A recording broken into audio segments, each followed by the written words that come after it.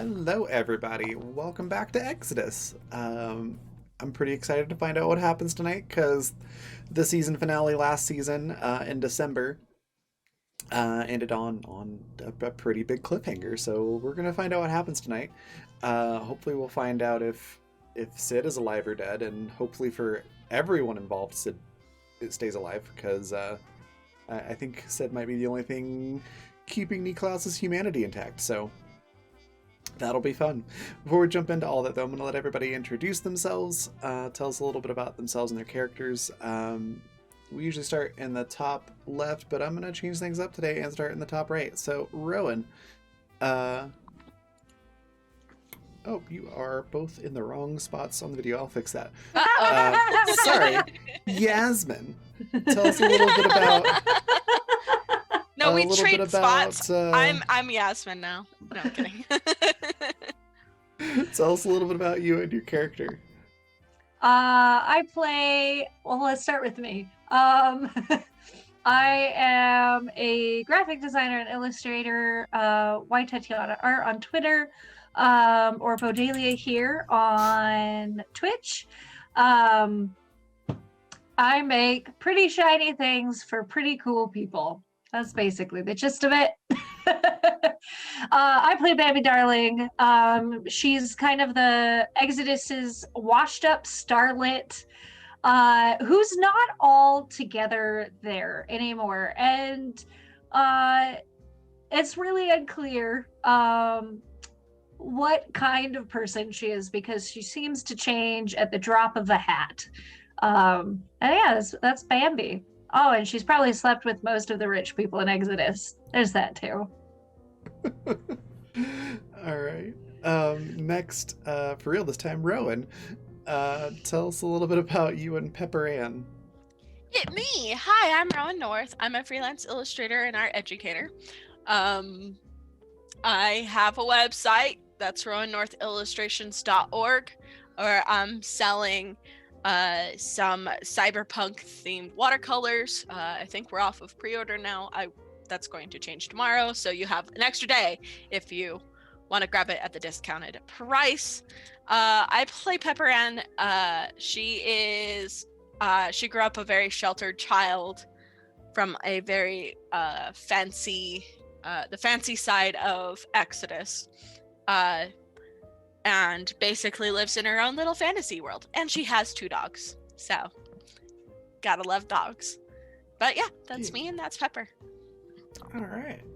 And that leaves me before we pass it on to Vanessa. So I'm Raven. I'm the creative director for The Raven Evermore, which includes a whole bunch of stuff, largely tabletop and art related. You can find all my stuff at my link tree, which I'll throw into chat. I play Niklaus Sebastian Adama, or Klaus, depending on certain roles. Sort of a Dr. Jekyll and Mr. Hyde type character. Klaus is very chaotic and homicidal and not a great person. And then Niklaus is also not a great person, but for different reasons. He's a bit of a sort of the arrogant, pompous type. Wealthy and a respected doctor back where he comes from. But yeah, now he's stuck in Exodus with everybody else and hasn't really made a whole lot of friends, shockingly. But he's a lot of fun to play. So that's pretty much me and Niklaus. Quick shout out to sponsors before we do go on. Pop that into chat as well. So Grinding Coffee Company, Fundamental RPG, and Intrepid. You can find links for all of those there in chat. You can use the code RAVEN for 10% off your order at Grinding Coffee. For Fundamental, if you go to coffee.com/raven/shop, like it says there in chat, you can find the pre-orders for 2nd edition. Those are still going on, should be on pre-order through February. And we'll have a release date at either the end of February or very early March for 2nd edition, both in PDF and paperback format. So very cool stuff. You can also find Intrepid products at that same website. Just click Intrepid instead of Fundamental at the little top bar with all the keywords. So that's sponsors. So I'm going to pass it on over to Vanessa. Tell us a little bit about yourself and take it away. Hello, and welcome, guys, to the next season. Going into the first season, wasn't really expecting to move on, but with you guys being so slow, we just had to. No, I'm kidding. It's an absolute pleasure to be back for a second season. I'm very excited and obviously very grateful to my players for coming back and having some fun with me again this season. So hi, my name is Vanessa. This is Exodus, the Sunken City. This was a system that I put together by myself with some help from some lovely GMs like Raven, who fielded a couple of my questions along the way, which was fantastic. Thank you so much for your help. But yeah, this is Exodus, kind of based on one of my all-time favorite video games ever, the BioShock series. So in this universe that we have here so far with the first season, we had Niklaus and Sydney, who have come down from the surface to help the people who are still stuck in Exodus. So they intercepted an SOS call that was made by a woman who was down in the city. Her name is Anastasia Petrova. And she was sending out an SOS signal saying, hey, there's still people down here. Please come help us. Like, we want to leave. And obviously, once Niklaus and Sydney got down there, they realized that it was probably a little worse than they were expecting it to be. Seeing as everybody down here is some sort of mutant, kind of taking this substance that's basically altered their genetics and turned them into creatures rather than humans. So I play, pretty much everybody else who is in a PC, but most notably I play Anastasia. Like I said, she was the woman who sent out the SOS signal, and she is now the one who is guiding these people through as a group from point A to point B, trying to figure out what they need to do to be able to get out of the city. And obviously some sad news for this season. We are missing one of our lovely girls. Riley's not going to be with us. However, for the moment, I will be taking Sid under my wing. So we will see what happens to her, but she is not gone anywhere yet. She's still kicking, so we'll see what happens. But other than that, I'm Vanessa. I'm a traditional artist primarily. You can find all my stuff online. My art Twitter is @Peppero Draws. That's Peppero like the candy. And I also have a coffee page, which is coffee.com/PepperoPrincess. So if you'd like to take a look at my work, you can find all that stuff there. But yes, so like Raven hinted at, last season we ended at a very interesting part where our little band stopped to get the last ingredient that they needed to bring back to Celeste, who is holed up in the Eden Gardens. And she is waiting for them to come back to bring her all of the components that she needs to make an antidote to the neurotoxin that is being spread throughout the systems, the air systems and the irrigation systems that are running through both the gardens as well as the rest of the city. So last going off, they had to go into, what's it called? The bee place or the bug place? What are those called? I can't remember. The apiary. Oh my god. Apiary. Yeah, that's it. Oh my Yeah, goodness. that's it. Yeah. I was like, Apiary. I can't remember either. Yes. So they had All to I go could think into was the entomology. apiary. Like, Close. Not even close. No. Yeah, so that's where you guys are now. You had to go in there to get the last component that Celeste needs to make this antidote. And it is, if I'm not mistaken, kind of whatever toxin, or not toxin, but whatever substance they use to kind of put the bees to sleep, or the bugs, to do what they have to do. It's kind of a compound that's found in that concoction, so they need to bring that back to her. But when you got to the apiary, Sydney and Niklaus, you guys went upstairs, and the rest of the group went downstairs to see if they could find anything there. And while they kind of did their thing downstairs and were able to find some of the substance that they needed, Niklaus, you ran into a very interesting gentleman on the upstairs floor. Very Word for large it. gentleman.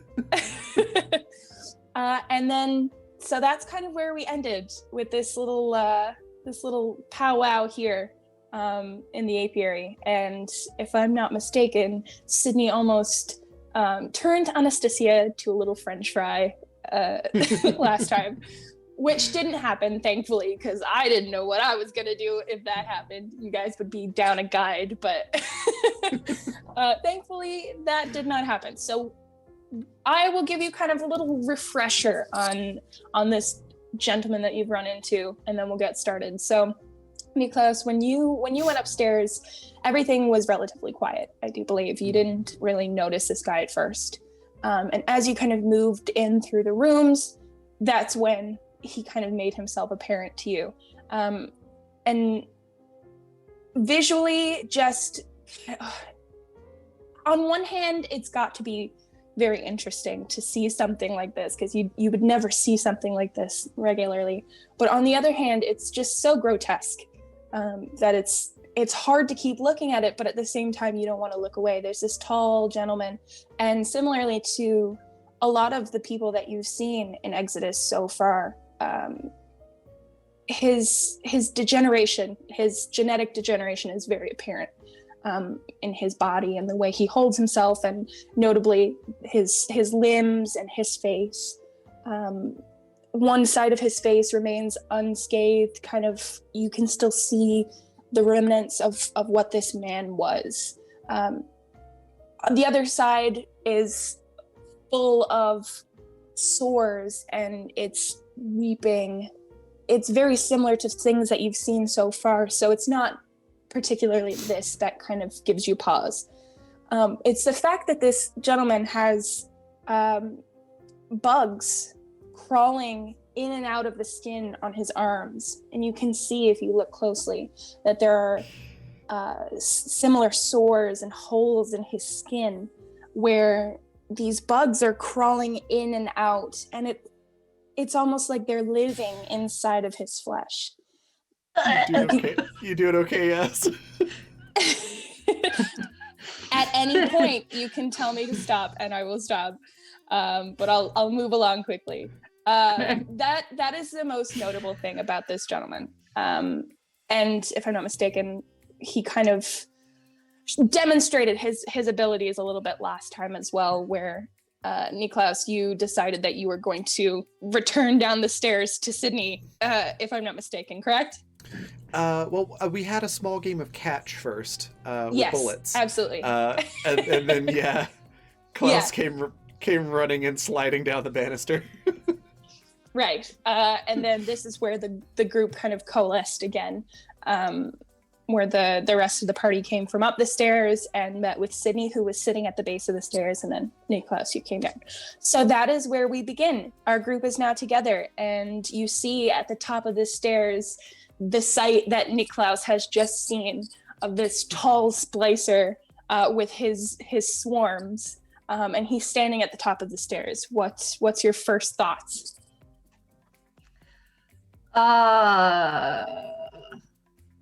Baby's just slack-jawed.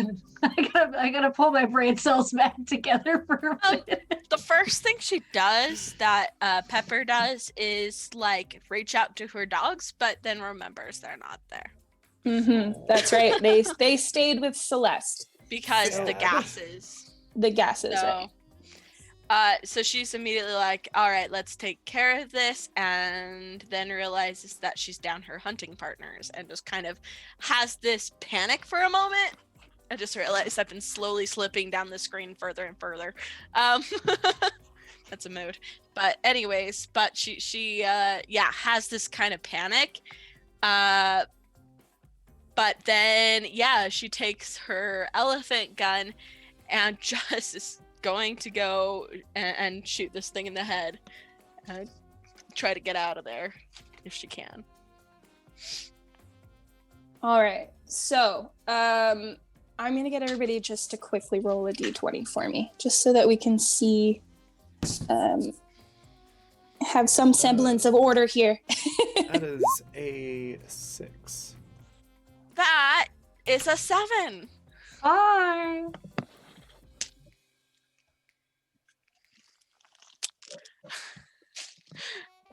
Did we really Sorry, just Yaz, do what- 7, 6, what and was it? 5? I got a 5.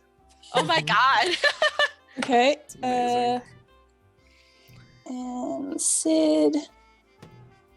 Let's see if we can make this a little bit bigger.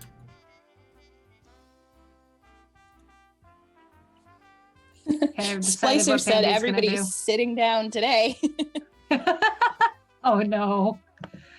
So Oh we shit. have 1, 2. There we go. That's a little bit easier to read on the screen now. Should be, hopefully. Pepper, Niklas, and then Bambi. We love Bambi, but she's not the quickest on the draw. No.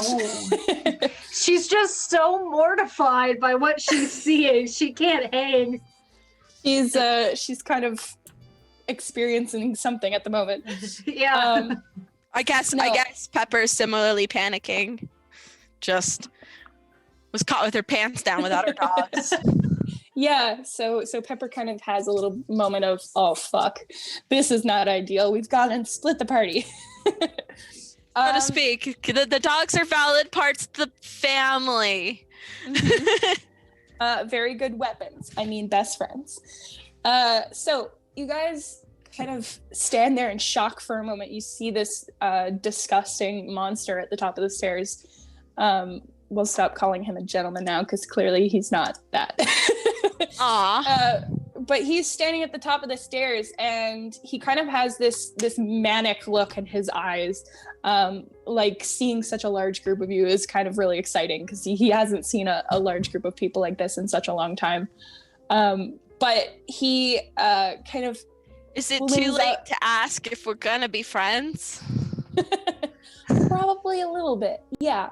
He Aw. kind of flings his arms forward, with his fingers splayed out, and the bugs that had been crawling in and out of his skin, kind of fly up in this cloud. And it does, like, there's so many of them. You'd never expect there to be that many, but it forms like a little Ew. cloud, and this cloud flies down to kind of engulf the nearest person. Niklaus, were you still in front of Sydney, or had you come down onto the platform with like the rest of them? Because she's sitting on the stairs, right? At the base of the think- stairs. Yeah. So I'm not sure where we are in the timeline of it, but Klaus's the things that Klaus had set in motion were sliding down the banister with the intent of like hopping off before the end. Okay. So that would put him. No, we yeah, were gonna let him behind- face behind plant. Sid.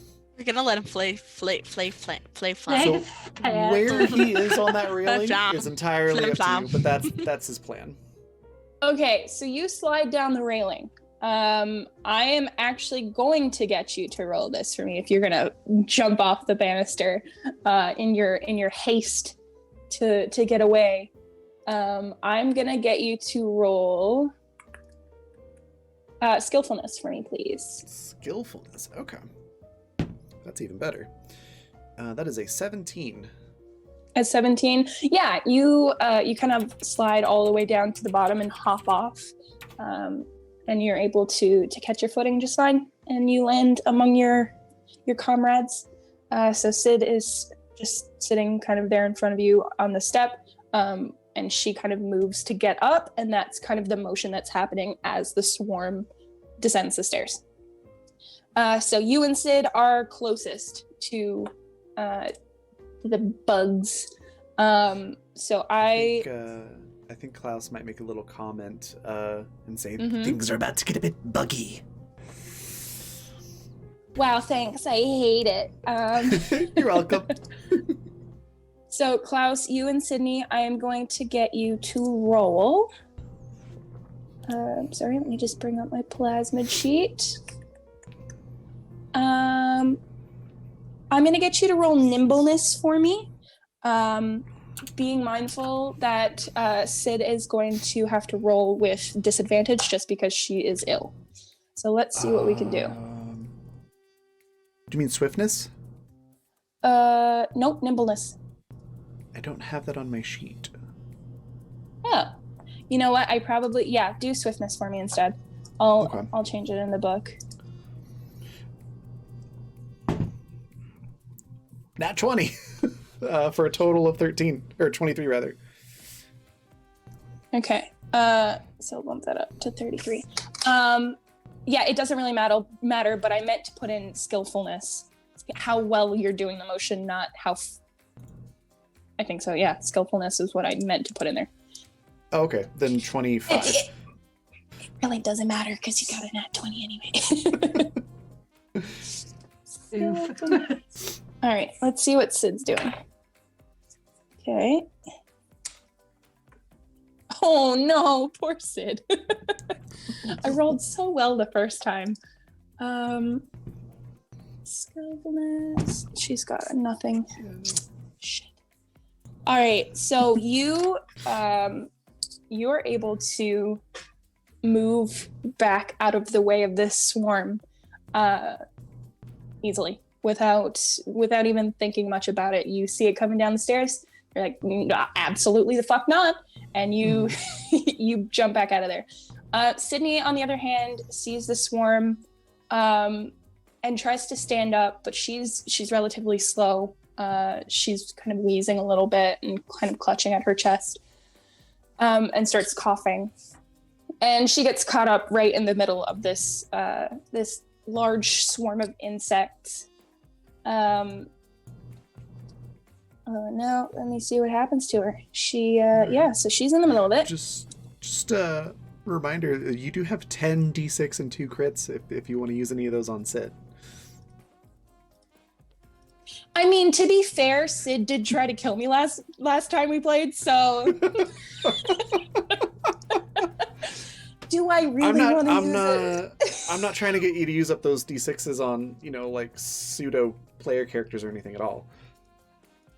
Totally not my motivation for mentioning that.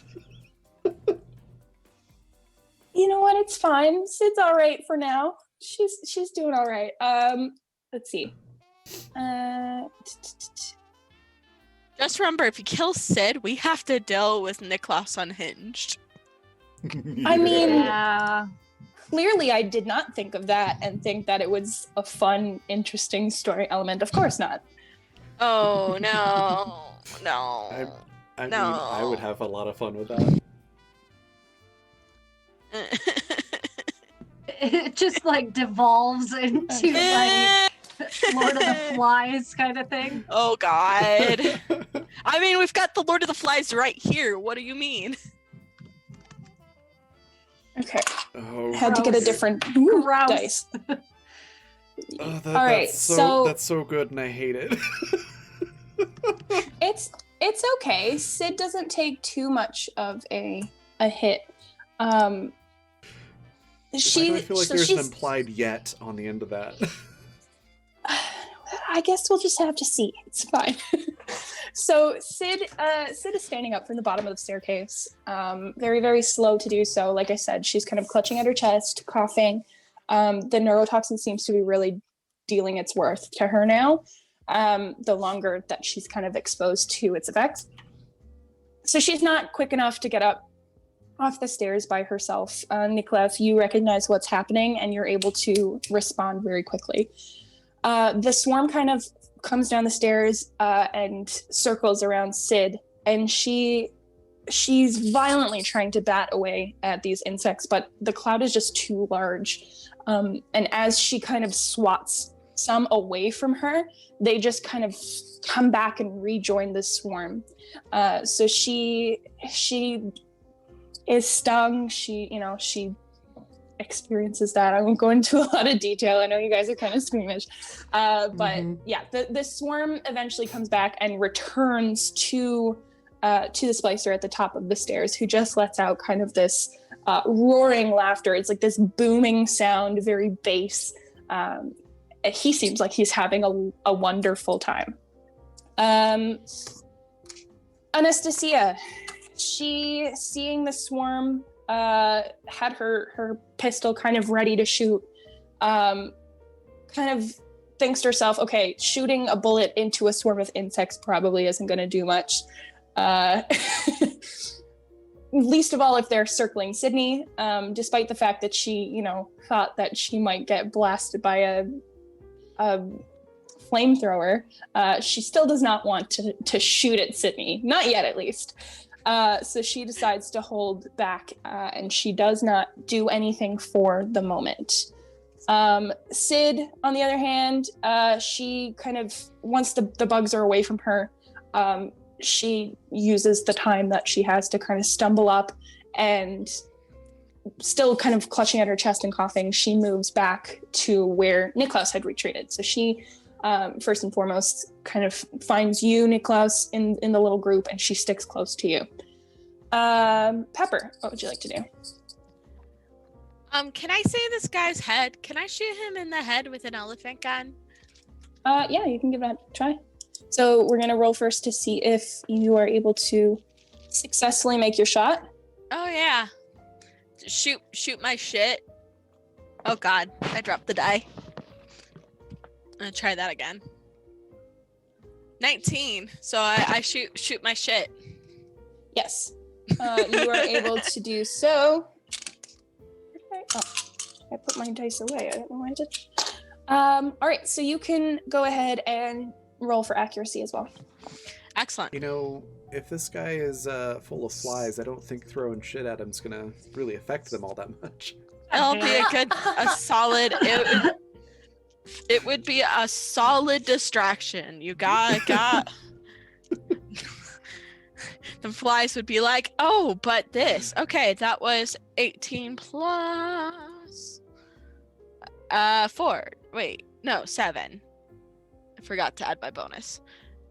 So that's a 25, my dude. Interesting, because our friend rolled a 21, so you do in fact hit. You do hit, so you can go ahead and roll for damage. Trying to remember how much damage that is. Do we say a D8 or? Ooh, that's a good question. Yeah, roll a D8. Yeah. Because I am an equal opportunity agent of chaos, I have to point out that you can also use those D10s for Flyboy here. Or those D6s, rather. Those 10 D6s, not Raven, D10s. stop I it. use a D6 for the damage. Sorry, what was that? Can I use one of our D6s to add to the damage? Nope. Good question, but no. Wait, no, I think this is up to Raven. Raven, according to the rules. Usually, yes, but I'm going to leave that up to Vanessa because the HP in this game is a little bit different than most games. My system, my rules. Okay. Well, I got a 4. All right. You guys are going to take this guy out, no problem. Don't worry about it. You won't need your D6s for HP. Why do I not trust you? Because I'm trying to be nice and give you encouragement, I guess. That's Which is appropriate. absurdly out of character for you. Honestly. I'm Speaking a of lovely D6s, person. You Are you are a sure? wonderful person until you're DMing, and then you are a maniacal monster, and I love every bit of it. You are an agent of fuck you guys. I'm an agent of, yeah, I could use one of my 10 D6s to save a character, but will I? An agent of you guys have Speaking taken of- me so far off track so far. Speaking Anyways. of D6s, Yeah. we hit 5 interactions on the game tweet with 4 retweets and 1 reply, so that is a D6 to the cast. So we're at 9 D6s now and 1 crit. Vanessa, you're at 10 D6 and 2 crits, and at 10 interactions, so that's 10 combination of retweets and replies, Vanessa will get another D6, so do keep that in mind. Sweet. Okay. I would like to add as well. I still want you guys to be able to experience the story. I don't want to, like Raven says, there are always things that are worse than dying. So why would I use all my D6s to help? Wait. I am so proud of you right now, Vanessa. I mean, yeah, I want to mess you guys up, but I don't want to murder you the first session of the season. Come on. Unless your name is Niklaus, and then you've spent the whole season wanting to murder him. Yes, but see, I have plans for Niklaus, and I'll leave it at that. Oh God! Oh God! I guess we'll just have to see I what can't happens. wait. No, no. I'm here for it. Right. So, what were we doing? You Elephant Shot gun. him in Made the your shot. head. We get so off topic that I just forget what we're doing. Yes, you shoot your gun, and you are able to hit this guy. Yay. You were aiming for his head. I'd say you kind of miss the mark a little bit. Like it's not directly a headshot, but you are able to land your shot, and he kind of stumbles back with the force of the shot connecting with his body, and he does take the 4 points of damage. At least that's something. It is something. So, Niklaus, you're next. What would you like to do?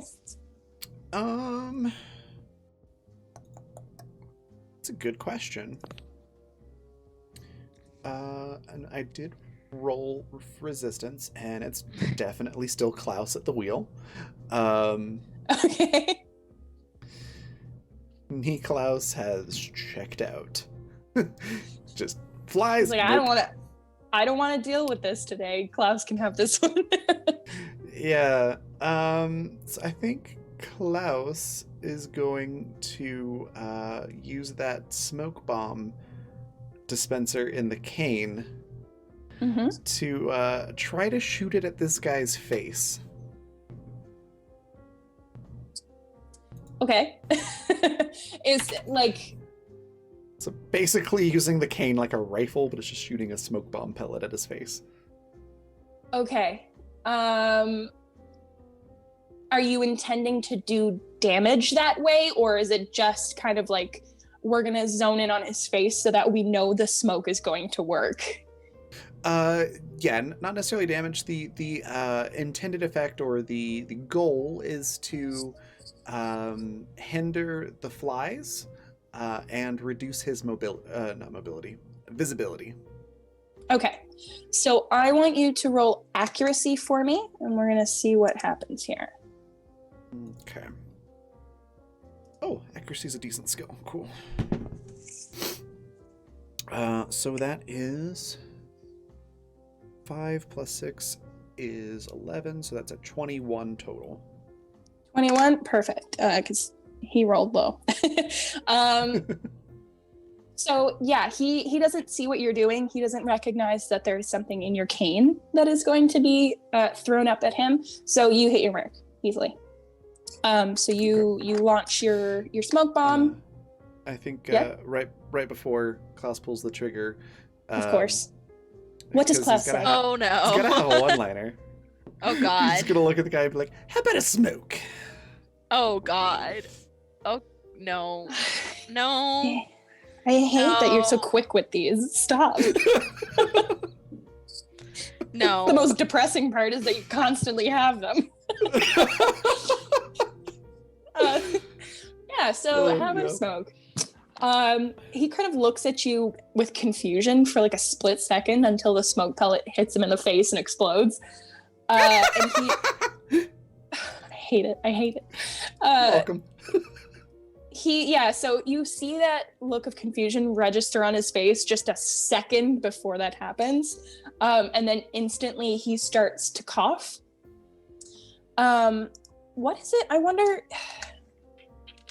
if there's anything in the smoke pellets that kind of acts the same way as, you know, how they would like pump the gas in there, like for the bees in the apiary. I know that they kind of have their own mixture for that, but I'm wondering if there's anything in just like a regular smoke bomb that does that. I'm trying to remember what we said was in there. I- I know there was sugar involved Yeah. and some sort of like something chloride, but it's not like bleach, but something chloride. I just can't Yeah. remember what the something was. Either way, yeah. we'll just say this. So yeah, the cloud of smoke kind of erupts. You are in a stairwell, so it is a very enclosed space.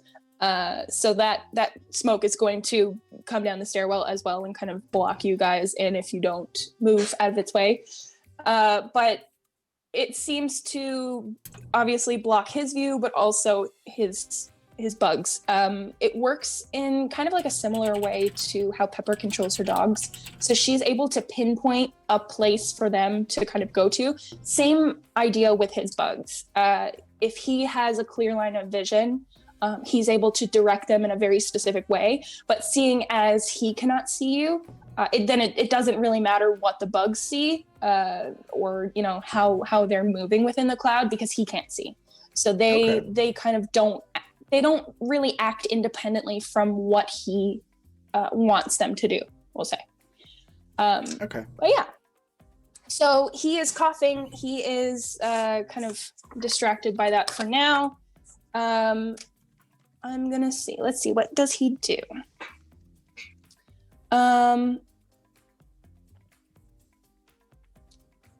I'll just say for now, as he's kind of coughing, he does start to move down the stairwell.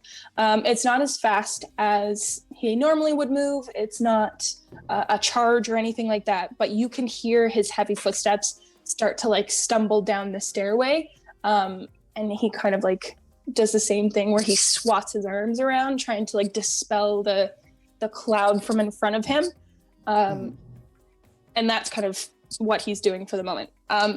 Anastasia kind of looks to you guys and she's like, well, do we stay and fight? Do we run? What? I'm more of the idea that perhaps we should just leave. Baby's like, yeah, let's get out of here. Yeah. Did we actually get the thing that we came here for? Yes. We did. Yes, the party that went downstairs. I don't know if Niklaus/Klaus knows that. Yeah, Klaus wouldn't know, but they don't be like, let's go. Klaus probably just be like, we need to get the thing. The thing has been gotten. Let's get out of here. But then what are you all standing around for? He's gonna start running away. I'm gonna beat the shit out of him. You want to beat the shit out of him? Yeah, I definitely do. Not this very moment, but it's gonna happen. Okay. So you guys turn around, and you start to kind of wander in the direction of the door where you came. It's not a super far distance, but it is a little bit of a jog. And as you start to go, Sid lags behind a little bit, and she's coughing more aggressively than she was before. The smoke has kind of started to reach the bottom of the stairwell now, so that mixed with her reduced lung capacity already is really taking its toll. So she's fallen behind, and she's unable to move at the right speed that you guys are moving at. Okay. Bambi will roll her eyes and go back and kind of hook an arm. Bambi's really petite and really tiny, but still hooks an arm underneath Sid, hoists them up a little bit, and like half drags, half helps them to catch up. I think Klaus will do the same thing on the other side. Very similar reaction, rolling of the eyes and just running up and hooking the arm on the other side of Sydney. Probably like sometimes parents will do with like a really little kid where they'll just like hook arms and then just lift them up out of like completely in the air and run is kind of what I'm picturing. But Bambi would definitely be able to hear Klaus just muttering, going like, very well, if I let you die, I'll never hear the end of it from Nick. All right, so both Bambi and Klaus, roll swiftness for me. Let's see if you're able to get her out of here in time. Yeah, good luck, guys. Rolling. What was it again? Swiftness, please. Swiftness. That's a 10. Oh, wow. I did way better than I thought I was going to do. A nat 20 with my +3 gives me 23. Oh, God. Wow. So 33. You want to take a d6 This bitch off of gonna my go. total for me, Raven, please? Oh. Sure. I Let's hate see. that. 43, 53, 59. What is 59 divided by 3? Let's see. Good Lord. I I'm don't not like ready to that that's do such math. a large number. 19.67. So 20. So, Bambi, you are exceptionally ahead of everybody else. You're like basically dragging them along with you, despite the fact that you would rather kick some ass. There's no denying that you're very swift in your movements, and had As it been graceful as an elk. Yes. Oh, Dear. God. Oh my God.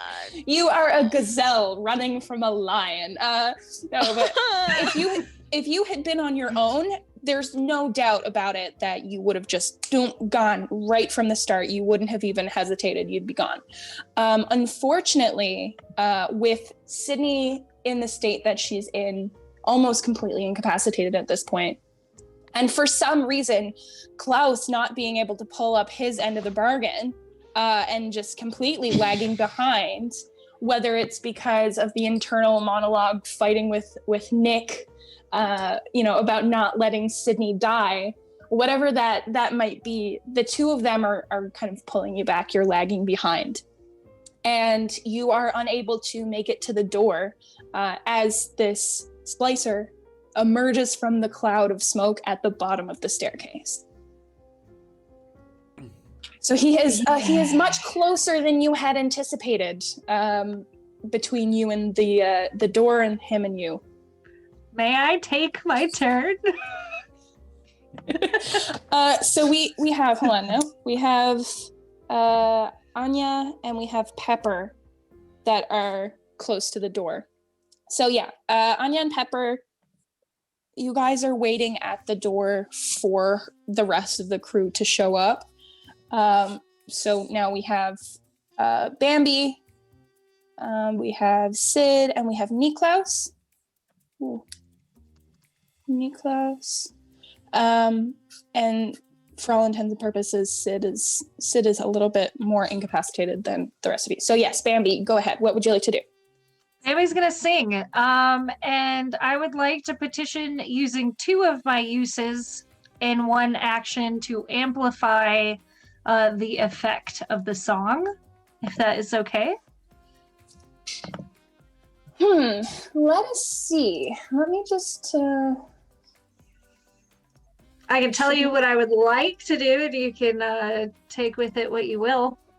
Okay, you go ahead and explain what you'd like to do. Let me open back up the book and look at some of the stuff that you have chosen, and then I'll tell you what you would need to sacrifice for that move to be possible. Okay. Bambi would like to sing.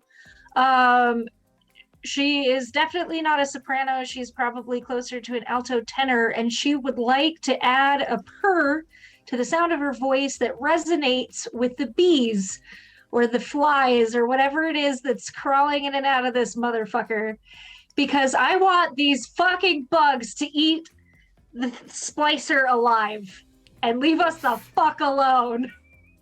Oof. That's exactly not what I was expecting, but okay.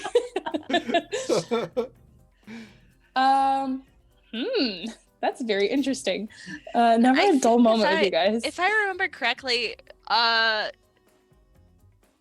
Pepper had already tried to reach out to the bugs herself. So she can't do that again. Oh yeah, with the bees in the apiary. Was it the bees in the apiary, or was it this guy? I don't think, because Pepper and Bambi haven't seen this guy yet Okay. until he came down the stairs after Niklaus. Yeah. Yeah. All right. Yeah, so it would have been downstairs. Okay. Remember. All right. So Bambi, how many uses do you have of your I have plasma 3 dust? uses left. 3, and you'd like to use 2 of them. Correct her, whatever you think would be appropriate, barring the epic disaster that follows. Yeah. Okay. So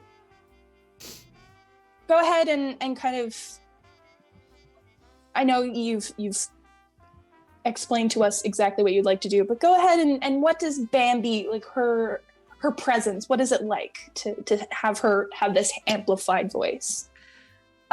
So Bambi has to slow her run so that she can really get like a lungful of air, and she sings. I'm bending time a little bit. She sings "Bury a Friend" covered by Pomplamoose.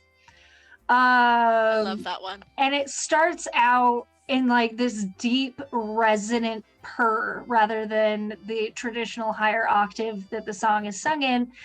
And as the song begins to build, she lets Niklaus and Sid pass her. So now that she's facing this person, and she pours every intention of like her intention to inspire this splicer's demise and self-harm, whether it's by his own hand or by what's living inside of him. And she wants to, with her voice, vibrate down this hallway and cause him the worst imaginable pain possible, because he's disgusting. Hopefully the bugs eat the shit out of him, but you know, what else? Getting dark here. All right, so I would like you to roll me a d4 twice, please. Okay. If you have the same number twice, reroll. Hold on. Take your time, go Oh. ahead. I spelt roll wrong. I got a 1 and a 4. A 1 and a 4. All right. So as you pour everything that you have into this plasmid, you kind of visualize the effect that you're going for. You're singing like you have never sung before, like even on your best days as a lounge singer, performing for your crowds, you feel like you've never put this much of yourself into a performance before. And as you are singing, as that vibration kind of rings through the hallway, through the insect, and more specifically through your own body, you start to feel just the most unimaginable anger welling up from inside of you. It's almost like everything that you felt throughout your whole journey here in the city, every time that Vixen has done just a little bit better than you, every time that she's pulled patrons from your lounge to hers, every time you felt any little inkling that she's been better than you in any way, shape, or form, all of that anger builds in your body, and you start to shake with it. Not only that, but as the pressure builds within your body, you can feel that wetness in not only your nose, but your ears, on your lips. As you're singing, when you're enunciating your words, that blood kind of flies from your lips. As you just begin to bleed from all of your orifices, just everything. Your eyes become blurry with the blood. It's almost like, you know, when you get a head injury and the blood kind of filters into your eyes, that kind of blinking, the sting of the metallic blood in your eyes, that kind of coats you as well. But you just can't bring yourself to really snap out of it long enough to really care, because this anger is just so potent in your body. On the end of the splicer, I'm not even gonna roll for him because we're gonna make you pay with blood. As this melody rings down the hallway, it's almost like, if you look close enough, the smoke from the smoke bomb kind of trembles in the air as well as it moves throughout the hallway and kind of dissipates a little bit. There's like this weird vibration to it, as you can visually see the effect of Bambi's voice coming down the hallway. And as it hits the swarm, not only the bugs that are still in the air, but the bugs now that are crawling up and down arms. Just as she had intended, that vibration kind of sits within the insects, and slowly that anger that you've been feeling building up in your body has now started to somewhat, for lack of a word, bleed into these insects. And as they feel this vibration get stronger and stronger, they're starting to get more and more agitated. And the splicer can feel this. And in turn makes him angry as well. He actually starts to like roar. He's screaming now as the bugs begin to do their thing. And like you said, they start attacking him. Not only the ones on the outside, but from the inside out.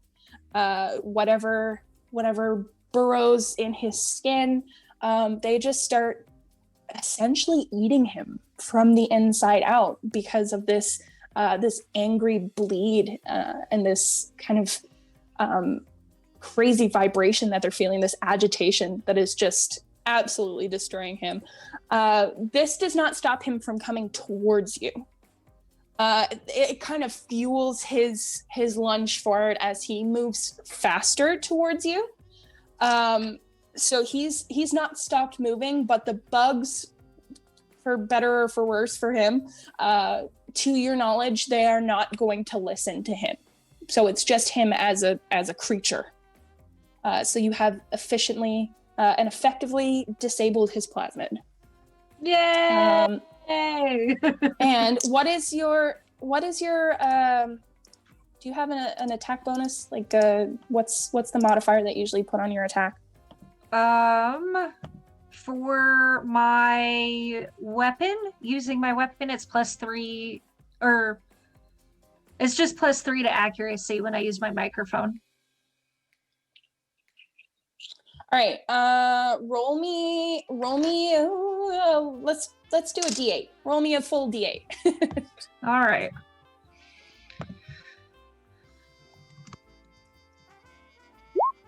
That's a 6. 6. Okay, so as they begin to kind of turn on him, I suppose, they are beginning to deal damage to him. So you said 6, right? Correct. Perfect. All right. So Pepper and Anastasia, you guys are standing at the doorway. Pepper, what is your thoughts here? I mean, I guess they were at the door, right? So Yes. they were ready to go, and then all of a sudden, like, this, it isn't quite working out. I don't know. How maddening is the tone? Would it affect, say, someone else who is not completely stable, do you think?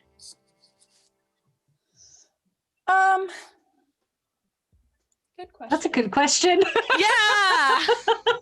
I didn't think about that. Oops. Is it a targeted attack or is it an area attack? That's a good question. That's what I'm wondering. Well, her 'Cause attacks are like, she's herself losing it. She herself. Yeah. So typically when Bambi sings, she focuses on one person. It's not an area attack. But there's so many bugs. Yes, but given the fact that she is not focusing on a specific target and instead is just letting go and kind of giving herself over to this plasmid, I would be willing to argue that it is more of an area attack. How do you feel about that, Yasmin? I would agree with that. She's just unleashing pure and bridled hatred into the room. So yeah. No. So yeah. berserk mode for everyone.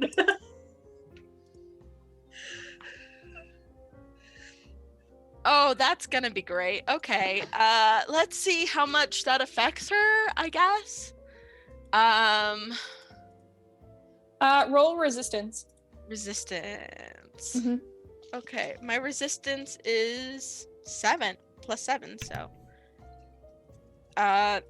20, dirty 20. Including the 7? Yeah. Let me see. I would say that is not enough to completely block out whatever it is that Bambi's letting loose. Like she's not just using the plasmid. In a way, the plasmid is almost kind of consuming her a little bit with just the pure amount of rage that she is funneling. And it's kind of funny as well to look at the rage on its own, because yes, it is fueling the use of the plasmid, but it's also an effect of it. So it's kind of like this self cycle where the more she's using the plasmid, the angrier she gets, but the angrier she gets, the more that lends to the plasmid. Right.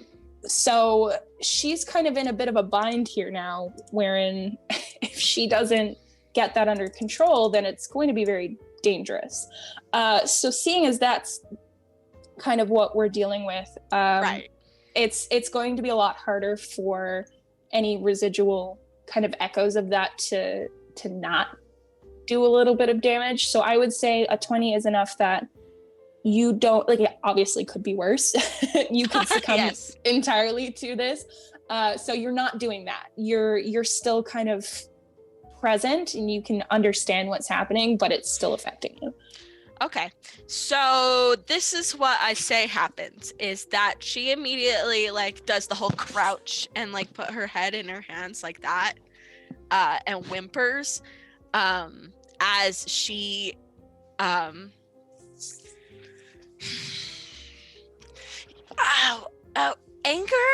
I mean, I think for her, she gets less angry as she does feel self-loathing. Just loathing for the fact that she was used for so long and that she never got to live a life. Loathing for her grandfather who mistreated her. Loathing that she is trapped here and that she's become a monster. And just that feeling of kind of that cycle of both like not wanting to be there anymore and wanting to be consumed by her own fantasies so that she essentially doesn't have to exist as she is. And this just kind of overwhelms her, and she kind of swallows it down and whimpers, and she's like, make her stop, make her stop, make her stop. So Anastasia, kind of taking this all in as it's happening, she casts a glance back at the other three there, and she knows, from what she can see of Bambi, this is not something that she's going to snap her fingers. It's going to be resolved. Like this, shit is hitting the proverbial fan at the moment. Yeah. In too many ways. Yeah. It's funny now, Anastasia is like the only sane person in this room. So she kind of casts this glance back at the three of them down by the splicers, and she makes the quick decision to grab Pepper by the arm and take her out through the door. Pepper, do you go? I don't think she really has a choice. She's not really in a state to like fight it, and why the hell would she fight it anyways, right? Yeah. Okay. Yeah, I think that's the situation. All right. So Anastasia then takes you by the arms and stands you back up, and she's kind of pushing you towards the entrance to get you back outside. Yes, Raven. Just had a thought. Suppose you could say we're all mad here. Oh no. Anyway, thank you guys for joining us on this session today. I hope you enjoyed the first day back of the season. We're gonna cut it here. Cut cameras, thank you. Fucking Klaus, I hate him. Okay, so Klaus, where is your attention? What are you doing at the moment? Trying to get Sid out the door, I suppose. Though, am I getting angry or not, or am I out of range? at this point. So you were let's closer than you. I'm than pretty we sure were. you're in Yeah. range. Yeah, if you can Okay. hear her, you're in range. I guess my question then instead is how is this relationship between Niklaus and Klaus? Because I know that you said there's kind of something more at work here than just, oh, he's crazy. So if you want to take a kind of like a look at that relationship and how it works and kind of like the root cause of why Klaus is there, do you think that's something that would be affected by something like this? Whereas with Pepper, like her insanity is a result of plasmid use. So her and Bambi are kind of like that resonating kind of anger and sound calls more to that than it does to anything else. But is that kind of the same relationship of Klaus and Niklaus, or is there something different? Do you think that sort of thing would affect them the same way? What are your thoughts? That's a bunch of really good questions. So I think Klaus is a result of the experiment with the cane, but it's not like a. I don't think it's necessarily like a real life medical condition. Like not really similarities to anything like that. It's more just like the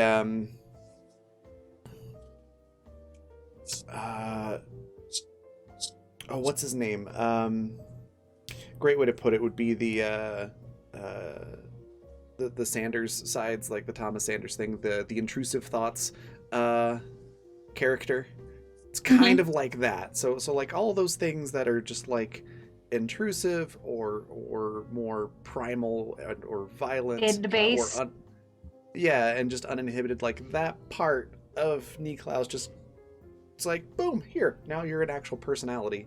And that's kind of what Klaus is. And the cane has allowed him to evolve since then. So Klaus isn't necessarily like anger itself. Both Klaus and Niklaus both experience anger like anybody else would, I think. Though they might be angry at different things. Niklaus doesn't really get angry too much. It's more just a matter of like having ambition, and then when that's thwarted, it causes him to be more ambitious, I guess. I suppose he can be vindictive, but he doesn't usually like rage too much. And Klaus, if something was making him really angry, would probably be more just like a lashing out sort of thing, not so much raging as just like, I have this energy and need to use it, and so it just comes out. Right. So what I kind of picture then is not that Klaus gets angry as a result of this energy, but kind of like more manic, almost like it heightens everything that he is. So whereas Bambi is just experiencing this astonishing anger, and it kind of bleeds over into Pepper, who's like, that kind of plays off that feeling of self-loathing and all that. For Niklaus, this is kind of something that he thrives in, right? Like this is why he's here. When Niklaus kind of loses that control over everything, that's what allows him to exist when he comes out like that, right? So to have more of it, I feel like it's like injecting adrenaline into someone, where it's like, oh shit, that's the stuff. It's fucking cocaine. Yeah, I feel like this is more so like cocaine to Klaus. Like, how do you feel about that? Is that a good way to put it? No. Great.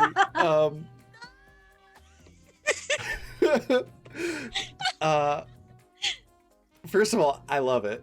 Second of all, yeah, no, that makes sense. I think that would work, yeah. So in that case, I think Klaus would probably just start laughing maniacally, and his impulse would be to literally yeet Sid out the door.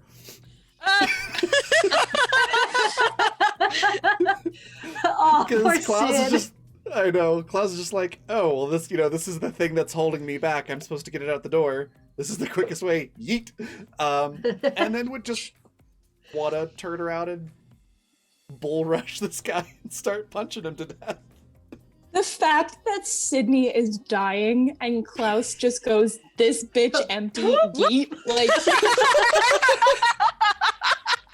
I'm so empty sorry, of what, Sid. sir? Her life? Because Klaus knows, like, all right, if I just drop Sid here to die, then Nick's never gonna let me have any sort of peace. And so crazy manic Klaus is just like, of course the proper and logical solution is to yeet the thing out the door. Object A Alright. needs to get to position B, throwing that is the fastest way to do it. I'm just imagining overhead like football throw. I was thinking like pick it up like a bit of Alright, luggage and Raven. chuck it in. That's more what we're going for. All right, with this, yeah. Raven, describe to me how you pick the child up and throw her. I hate it here. Mood. So I'm in It's America, not- and that's a mood.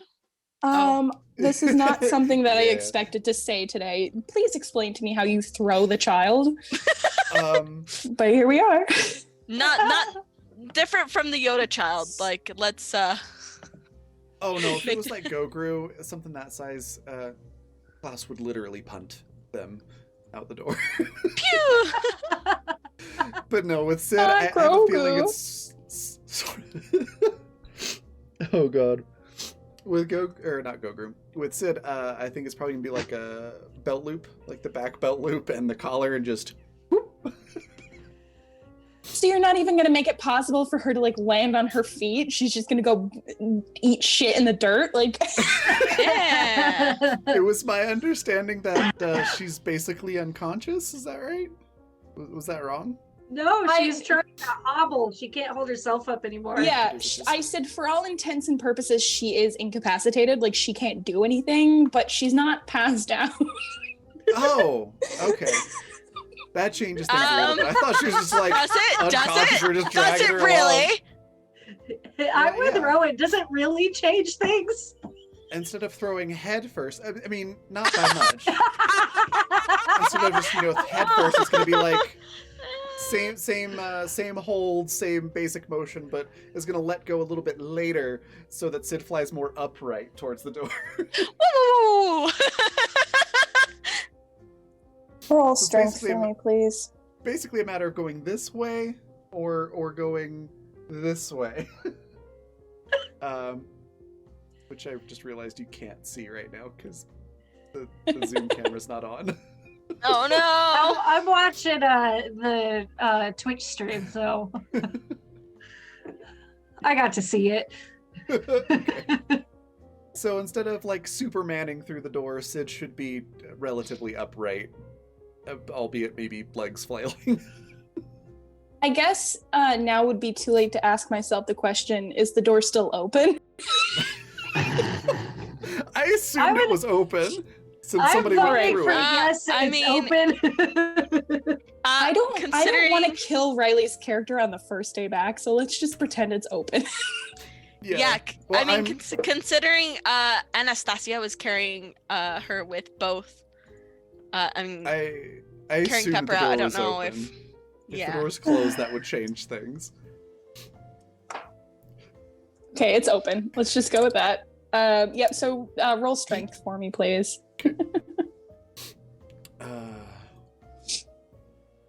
Goodness. Alright, so that is that, and then I don't have anything strength, so it's a 17. A 17. And I will throw Roll- a d6 on that if I need to. Well, I'm just thinking because Klaus is like super pumped now. So I will accept the 17.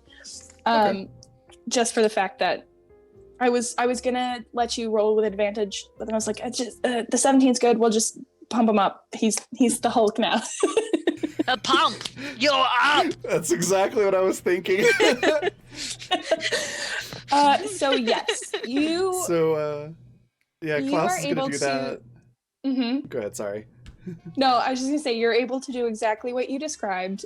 You are able to kind of hoist her and yeet her towards the open door. So now Sid gets to see if she lands on her feet or eats dirt.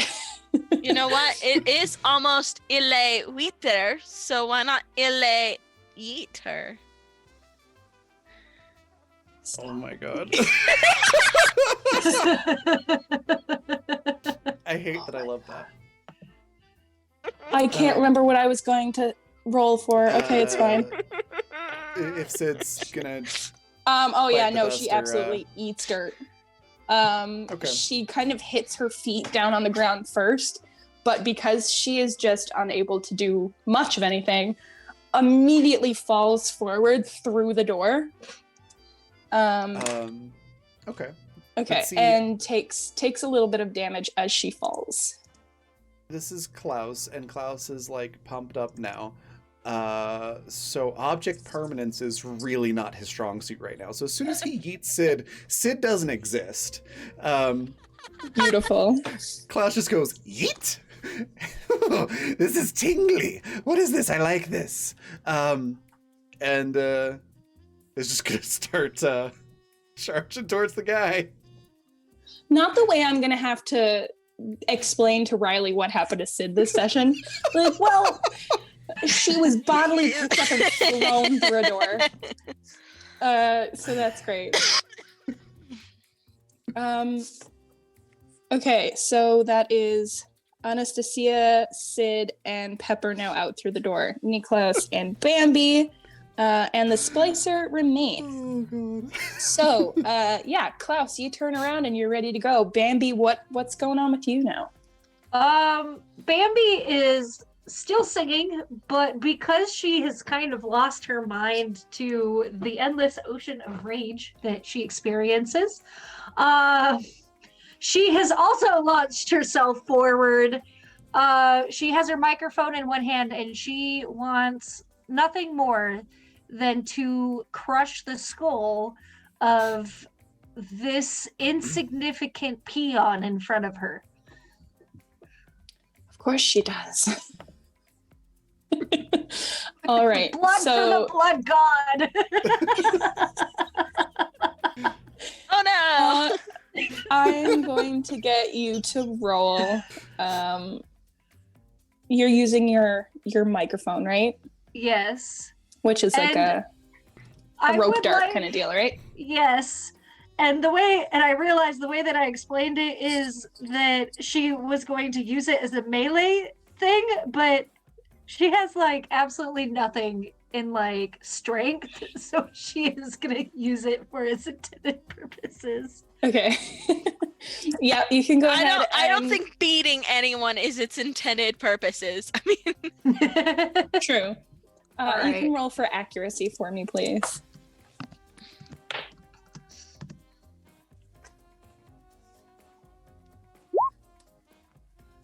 $11. I rolled awfully. So with an 11, unfortunately, you do not hit. So you're making your way towards this splicer, and just like the amount of anger that is still coursing through your body has made you a little bit sloppy on this first throw. And I also have blood in my eyes. you also do have blood in your eyes, absolutely. And so you throw and you miss. He sees it coming towards him as he exits the smoke, and he's able to feign to the side before coming back on course. Okay, and then let's see. So he's charging towards you. You can still see him like try to use the bugs, try to get them to like kind of stop what they're doing as he kind of roars his anger. And they're not responding to him still. They're still under this influence, trying to like eat him from the inside out, and absolutely not listening to him when he commands them to attack.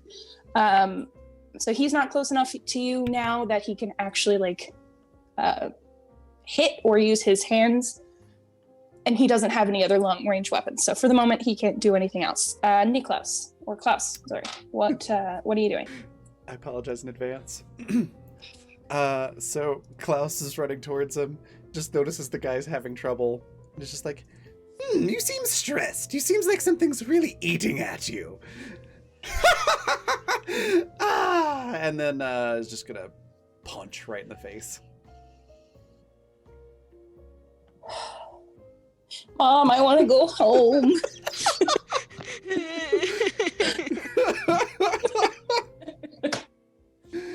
Yeah, sure. So, I'm gonna get you to roll strength for me, please.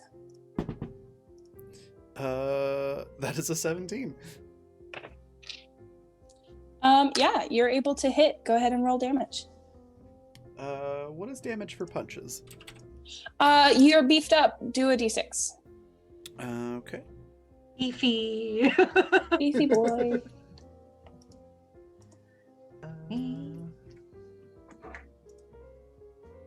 Let's go with the d6 that has the skull and crossbones on it. And of course I rolled a 1. Yeah, you go in for this punch, and you land it exactly where you intended to. But it's just like, you know, in cartoons when somebody gets hit and there's like a squeak toy noise. That's kind of the effect you get. You were like, hell yeah, I'm gonna knock this guy out. I'm gonna ring his bell. You smack him, it's just like dunk.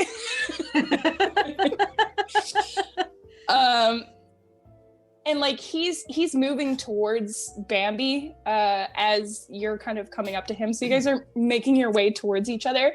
And so when you meet at that point, like he looks so ready to take whatever's coming to him. And yes.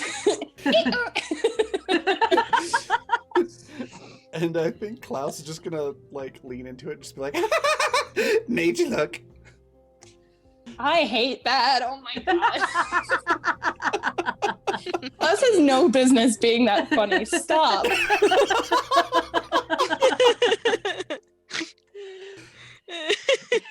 All right. So, Oh god. I swear Klaus fighting is like across, like if you took the Joker and Spider-Man and crossed them together, it's weird.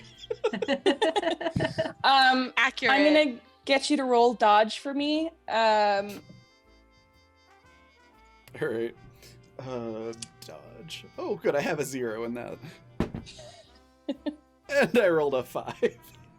Oh yeah, no, this guy, he swings back as you're talking and just dead socks you Cleans right your in clock. the face. Absolutely.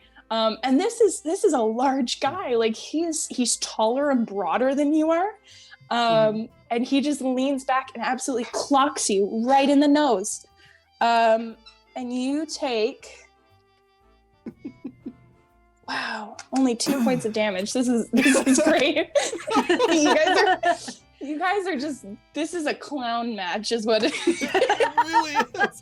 Yeah, Klaus is just like, that tickles. Yeah, so as no. he kind of pulls his arm back to smack you, and as he makes the motion, the pulling, like how taut his skin becomes, really makes him aware of just the stinging pain in his arm. And so as he comes to like bring his fist down to your face, all that pain becomes so much more apparent in his motion, and that kind of like deters him for a moment. But yeah, he only gives you just a relatively okay smack in the nose. No. What happens is that he goes to punch forward, stops, and just pat. Boop. Boop. Boof. Boof the snoot. Oh god. What did we You talk seem a about little no bit being distracted. sex You really should focus more. Everyone really seems all abuzz about this fight. Andy, what are you doing? Bambi's gonna hit him again. Hit him again. All Let's see right. if she can do better than she did last time. Okay, so Klaus is standing right in Hold front up. of this guy.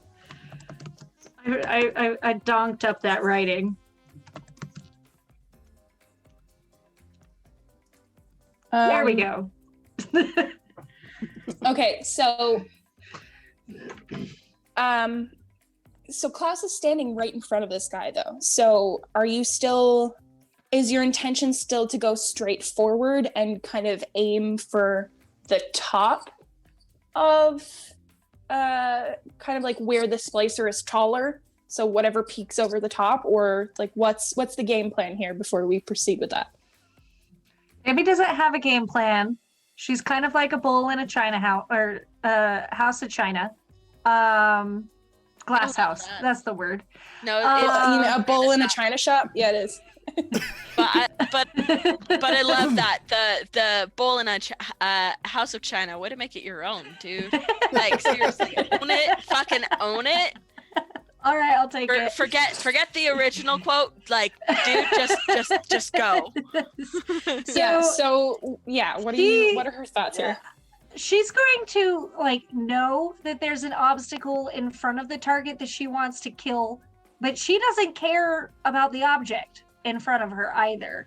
And if she hits it on her way to the object, I'm sorry, Raven, but if she hits Niklaus on the way to her target, that's okay with her right now. She's like, whatever's in my way, I'm gonna take it down. To be honest, it's probably okay with Klaus too at this point. Raven, Dude, go for You it. and Clock I me as are- hard as I can. you and I are both rolling to dodge. Let's go. Okay. Did I say I have 0 in that? I do. Okay. Just whatever I roll. 15. Would you like to use a d6? What's my target number? Is it 20? Yeah. 20 or 21? Nah. I'll just take it. Nah? Okay. So it's what, sorry, 15? Mhm. Okay. So, neither you or this large gentleman, full of bugs, is able to neither of you is able to move out of the way. And we'll chalk Klaus's mistake up to having his back turned to Bambi, so he's not fully aware of what's happening. And then our beekeeper fellow, he sees you just a little bit too late as you advance with your weapon, Bambi. So you haul back and let it go. And Klaus, it kind of gleans off of your head and smacks the splicer in the face. It's like misdirection, kind of dunk dunk. So I rolled Klaus, a D6 for damage, by the way. Yeah, okay, what was it? 6. 6. All right, and then roll me a d4 as well. Thank you! Doing the Hey, thing. thanks for the resub. For 4. the clowns. Impressive. Why are you getting so many full hits? I don't know. Klaus not takes usually 4 like points of this. damage. Okay. What would you like to do with the subscription there, Rowan, for the action chart?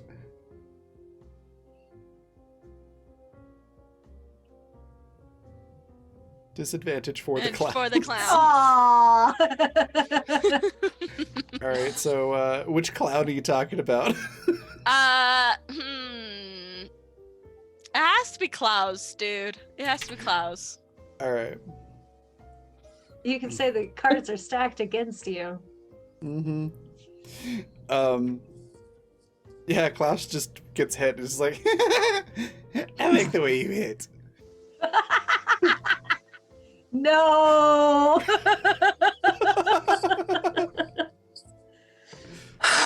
All right, so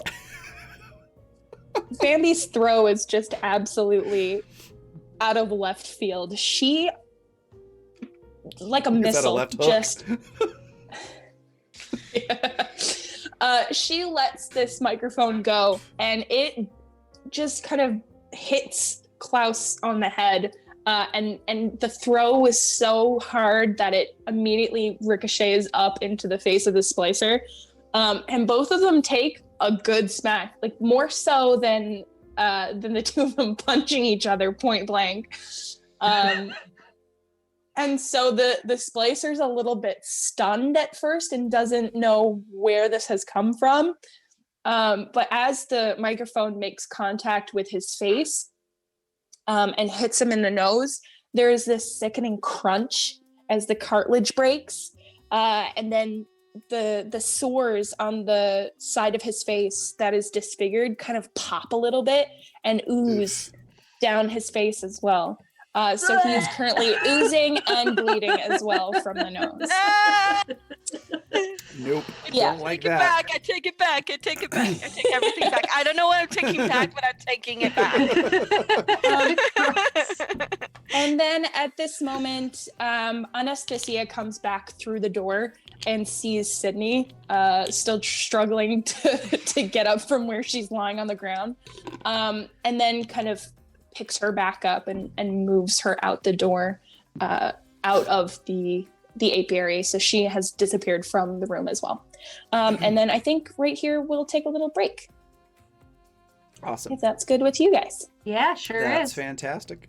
Because I need something to drink after doing the Klaus voice for so much. Yeah, don't go anywhere. We're going to take a 10-minute break, and then we'll be right back. Or please go somewhere.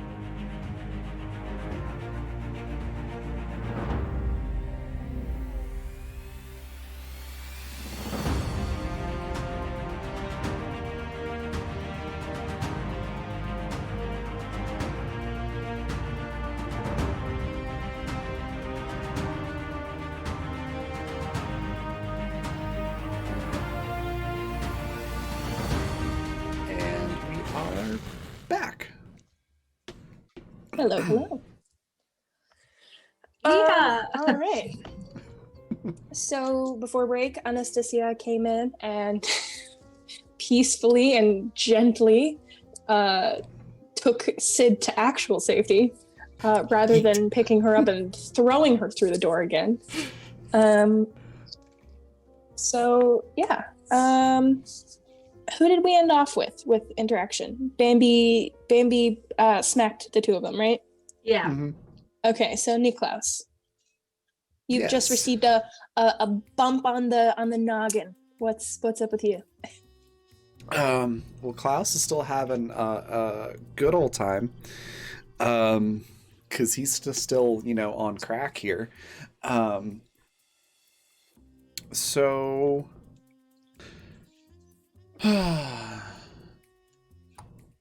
what would Klaus do?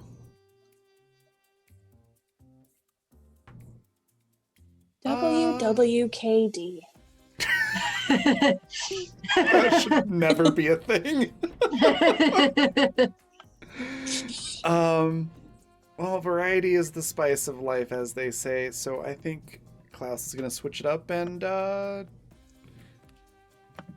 shoot this guy with a pistol.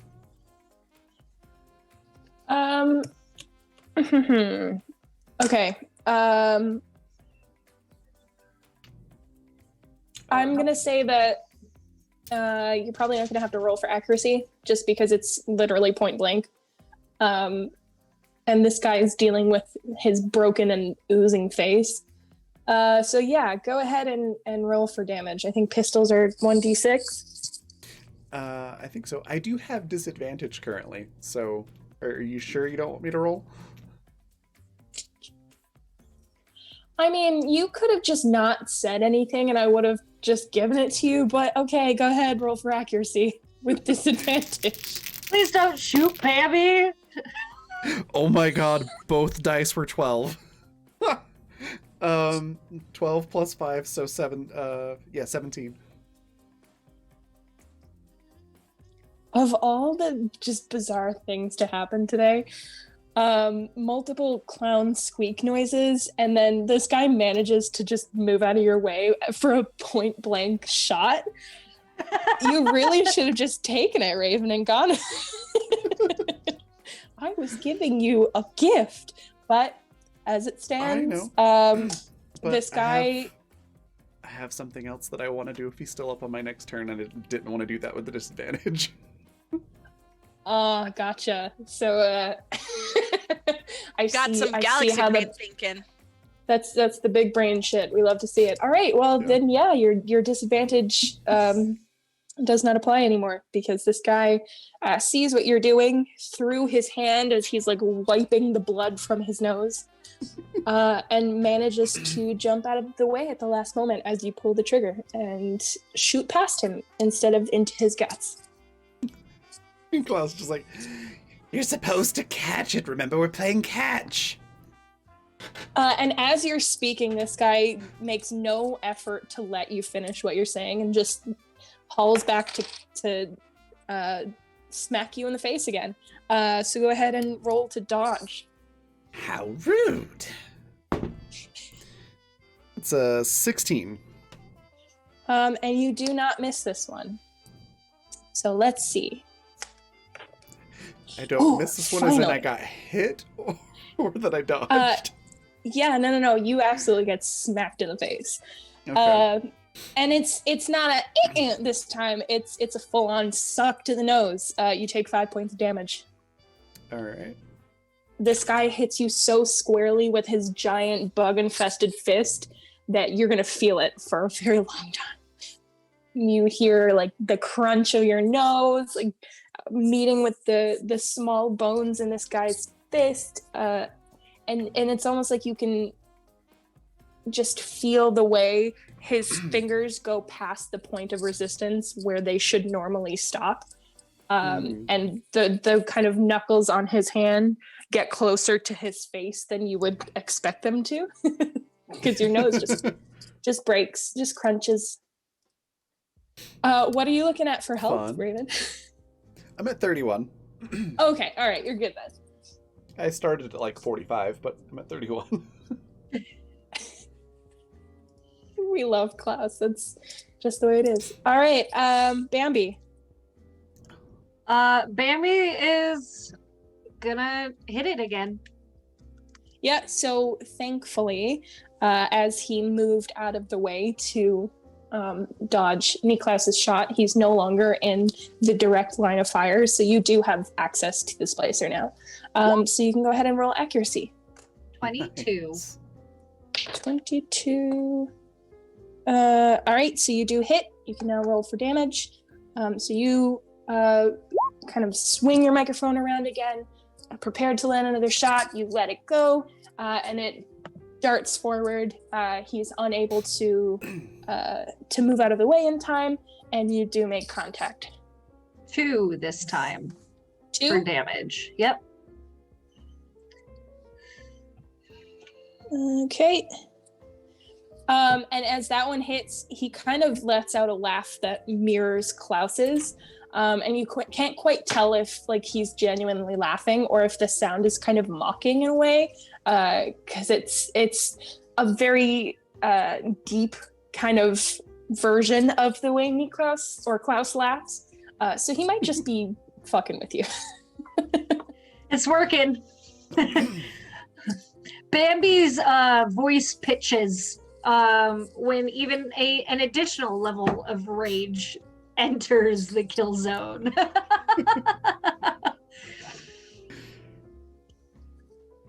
All right. Okay. So at this point, Anastasia comes back in again. This time she is not dragging anybody else, and she doesn't see anybody else lying face down in the dirt. So she feels like you guys have probably fared okay until she's popped back.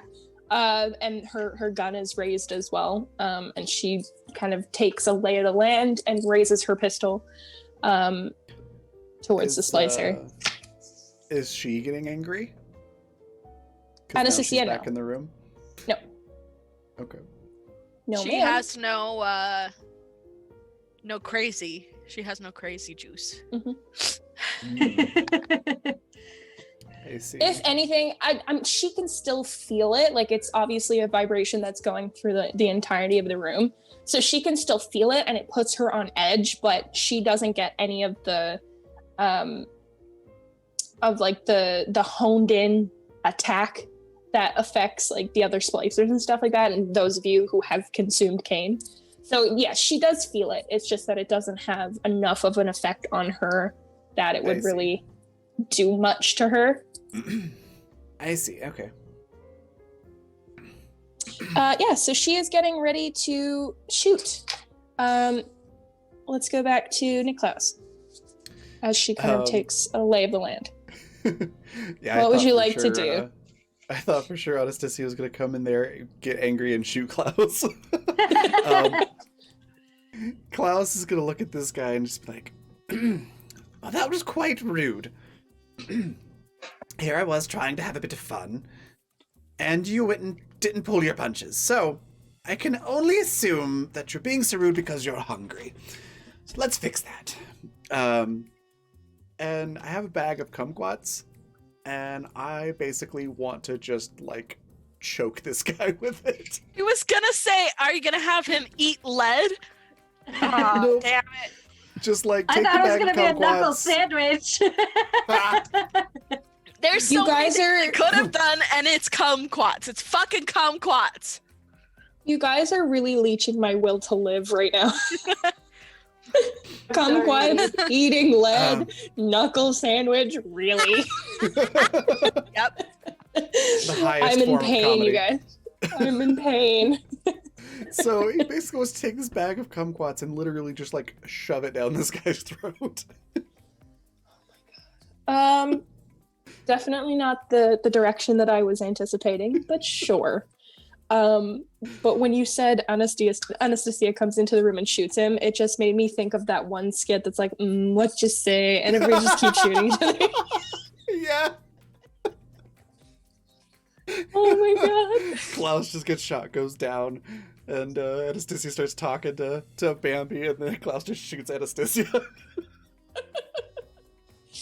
Oh my god, Yeah, that that- would be beautiful. That would be really funny. Anyways, Okay. what do I roll? What do you roll indeed to shove a bag of kumquats down this guy's throat? Strength. Something Yeah. I've never attempted to do in fiction or in real life, so I couldn't tell you. Let's go. I have with, tried to do both in both. I've tried to do that in both regards. It's strength. Literally a bag of kumquats. Okay, not kumquats, but Okay. a different fruit. I am not going to ask a single question. Just roll strength, please. Oh god. All right. That is an 18. I too have rolled an 18. I will add a d6. Sure, I'll match your d6. You fucking Alright. kidding me, bruh? Just let him choke the dude with the kumquats. That is a 6. I too rolled a 6. So for the moment, You're going standoff. Klaus makes this speech about, you look hungry, and attempts to shove these kumquats down the splicer's throat, who in turn is just mentally there enough to go, what the actual fuck, my dude? And is able to grab your arm before you can start doing so. So you guys are now locked in kind of like this battle of strength where his bigger stature and strength, for you, it's kind of like this manic energy that Klaus has. So that kind of makes up for any deficit of strength compared to like the larger stature of this splicer. So you are perfectly able to hold your own just as this kind of manic energy rushes through you as Bambi kind of continues with her tirade. And Anastasia is now pistol raised, looking at this situation, seeing that you are attempting to shove kumquats down this grown splicer's throat. Bambi has lost all her marbles, and she's just wondering perhaps she should leave. It's literally that gif of I forget what show it's from, but the guy coming in with the pizzas and like With the the- party's literally on fire. Yeah. Yes, And absolutely. Klaus is here just going like very like struggling and grunting and just like, you have to eat your fruits and vegetables. Meanwhile, the God. splicer is just like grunting and like trying his best to like break your arms. He's just trying to kill you, my dude. Just sit down and die already. Oh. So yeah, Anastasia comes in, and this is the kind of situation that she's walked into. And all jokes aside, she genuinely thinks to herself, like, is this something that is worth sticking around for? But then there's that rational voice in the back of her head that says, if you don't have your full party, then there's no way that you are going to be able to live this place. So either you stay and help and figure the situation out, or you risk not making the end goal. So she kind of like, starts to feel a little more agitated, and kind of some of that residual energy from Bambi is kind of making her a little shakier, a little jumpier. And she raises her pistol and she takes aim at the giant splicer. And she shoots. She's going to take a shot, and she's going to Does she risk. score? She will try. Let's see. So I'm going to roll for accuracy. Klaus and the big guy. You want to roll for dodge for me? Why do I have to roll dodge? Because you're still grappling with this guy. That's a 4.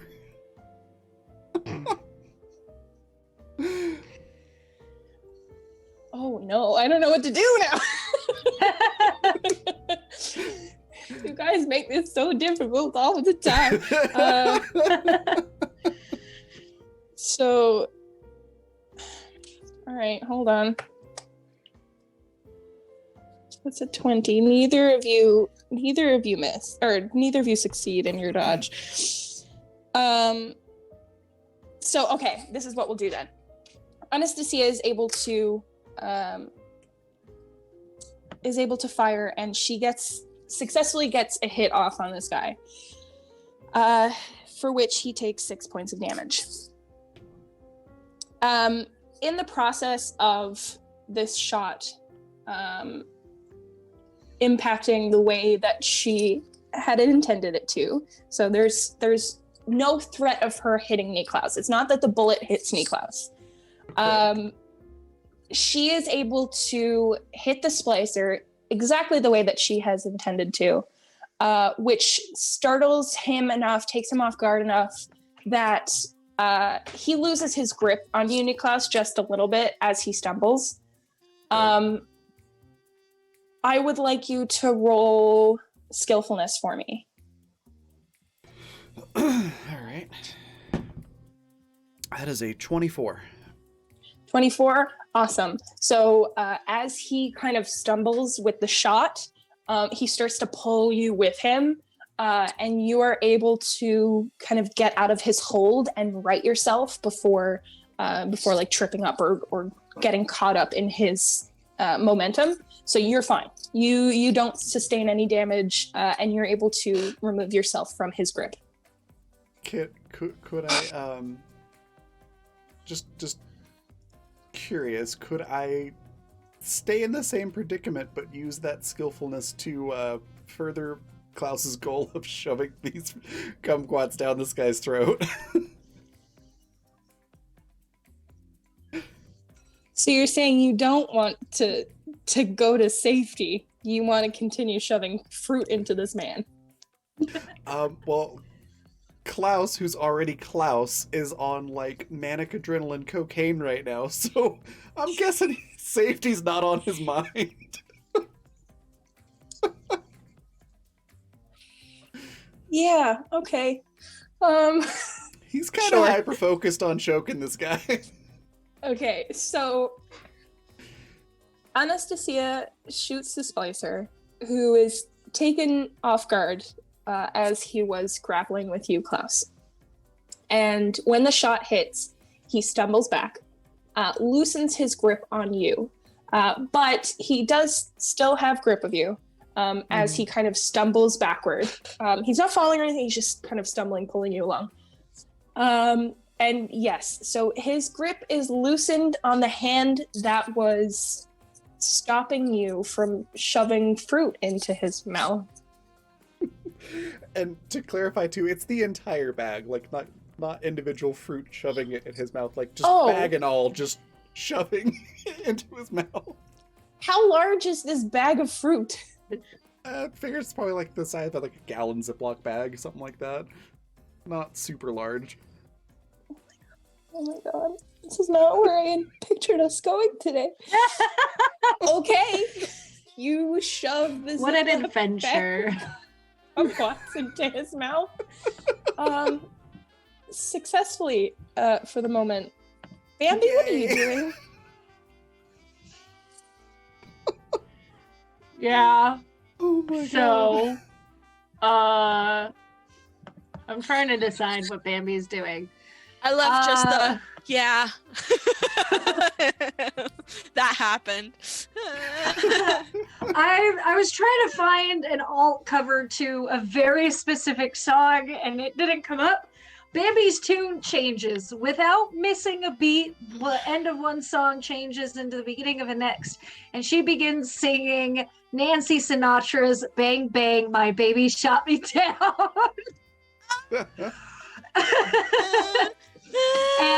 But it's a little bit more of like a rockabilly, like loud, I mean, still rage fueled, not the chill version that you hear in the link. I've yet to find a cover that fits that idea in my head. And she has gotten frustrated that she has not been able to properly beat the shit out of this guy with her microphone. I mean, she has, but it wasn't up to her standards. So she takes a heel off and she wants to go and jam it into his neck. I mean, he's going to go down one way or another. This girl is going through pairs of shoes like you wouldn't believe. You have no idea.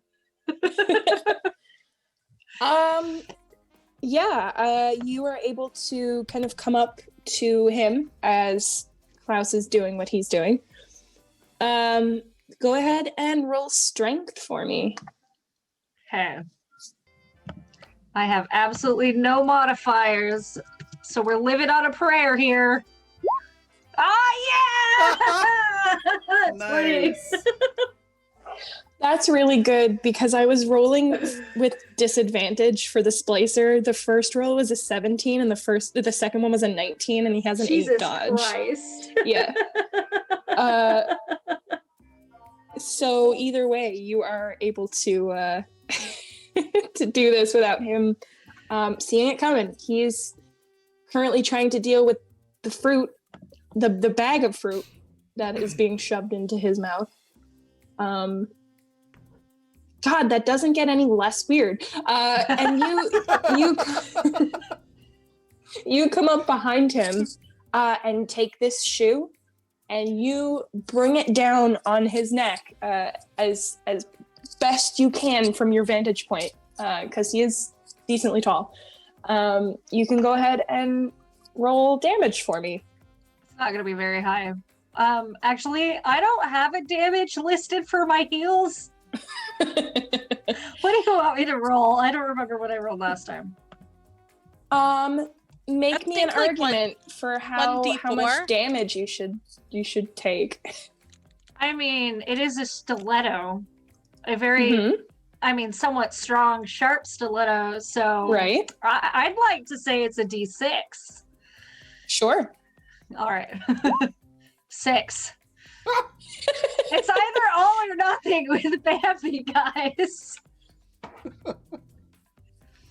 Yeah. Can so he die absolutely. now?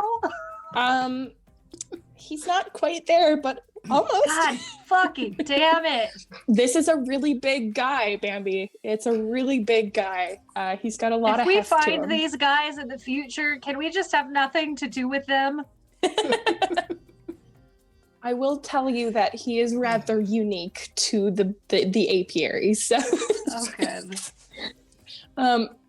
I guess this particular, I can't say much for his build. He is a very large man. I'm sure there are other large men in Exodus, but this particular type of power is relatively unique to this area. So you should be okay. Okay. Cool. You guys are doing great, though. You're almost there. I'm not forcing you to stay. You're doing great, honey. So let's just take a moment to pop outside the door here. Pepper, how you doing? How you feeling?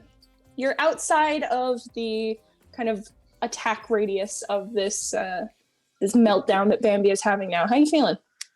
Who of us grabbed the bee stuff?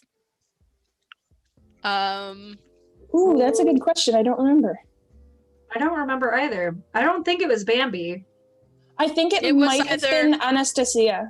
I think she was looking through some of the drawers. I Yeah. want to say it was Anastasia, yeah.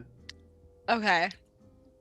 So she can't exactly go back without it, but she's kind of He sitting just down. leaves them all behind. That's fair. Listen, she's had a fucking day. She wants her That's dogs. valid. I would do it. Now keep in mind that Sid is out there with you as well. She's, for all intents and purposes, she's not she's not in a good spot. She's incapacitated, we'll say. Yeah, no, she was kind of just sitting out there. just trying to gather herself. I mean, she's still hearing quips from this song, but at least it's a lot less because the door's closed, right? Yeah. And yeah, she's I guess she's starting to regain herself. And is there like a window on the door?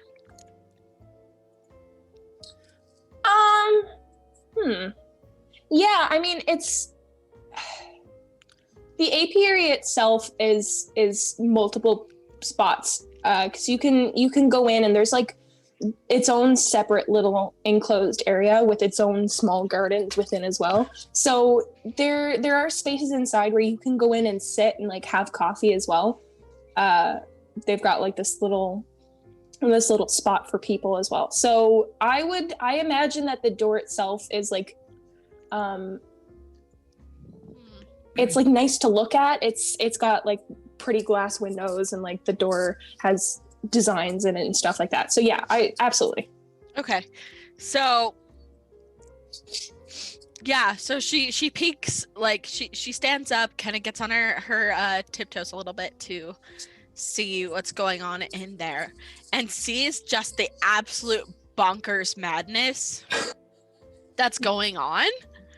And I mean, she's a little mad herself, like we're all mad here, but there's a certain point, like there is a level of logic in your head where you're like, okay, this is too weird for me, and just kind of your reality the reality of your situation just sets in. You know, we're talking about like drinking the Kool-Aid levels of weird here. So she opens the door some, and she kind of covers her ears so that, you know, she doesn't have to fall back under the thralls of this song. And she says, Anastasia, we should just go. Like these people are just so beyond her at this point.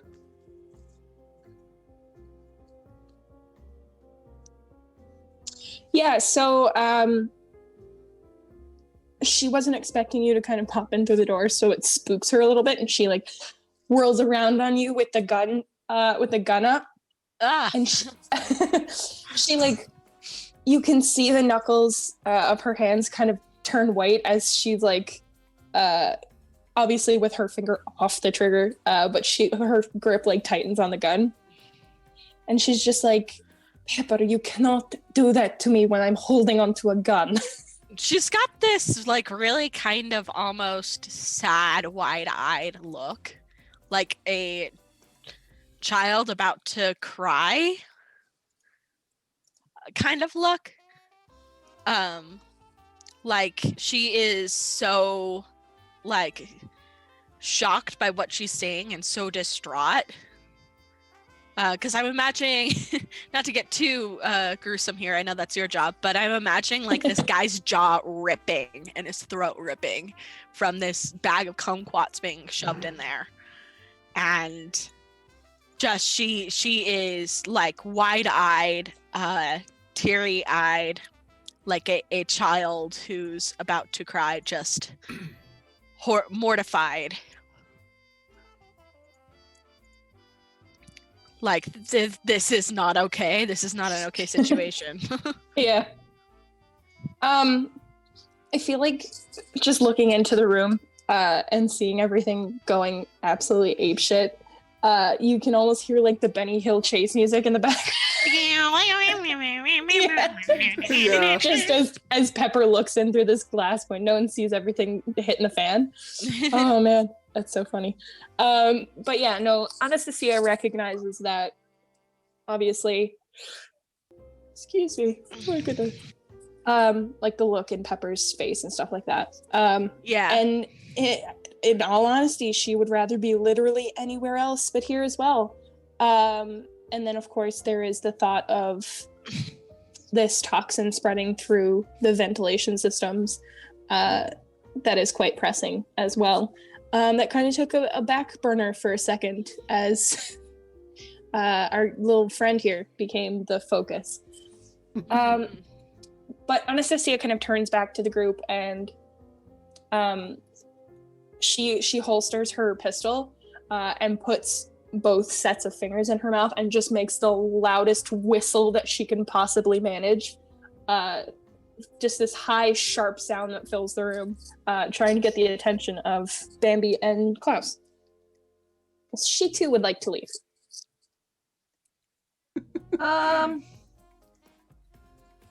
Would that be enough to break Bambi out of her spell? Yes. Should I roll resistance? Yeah.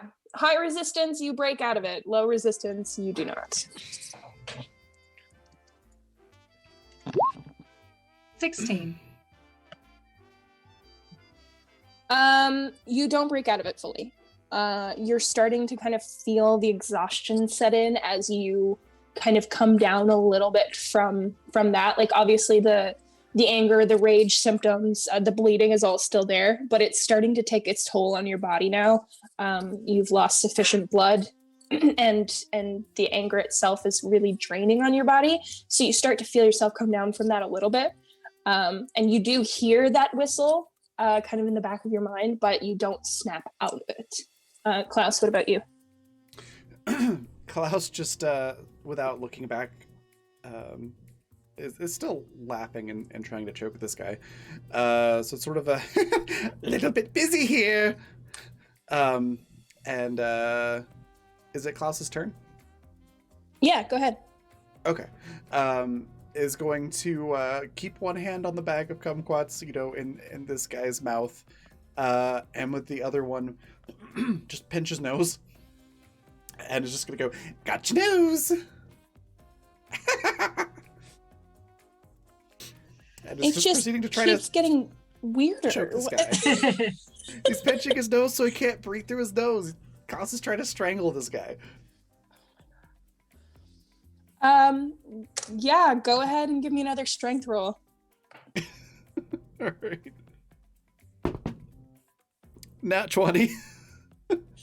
Raven, we really have to stop meeting like this. I also rolled a nat 20.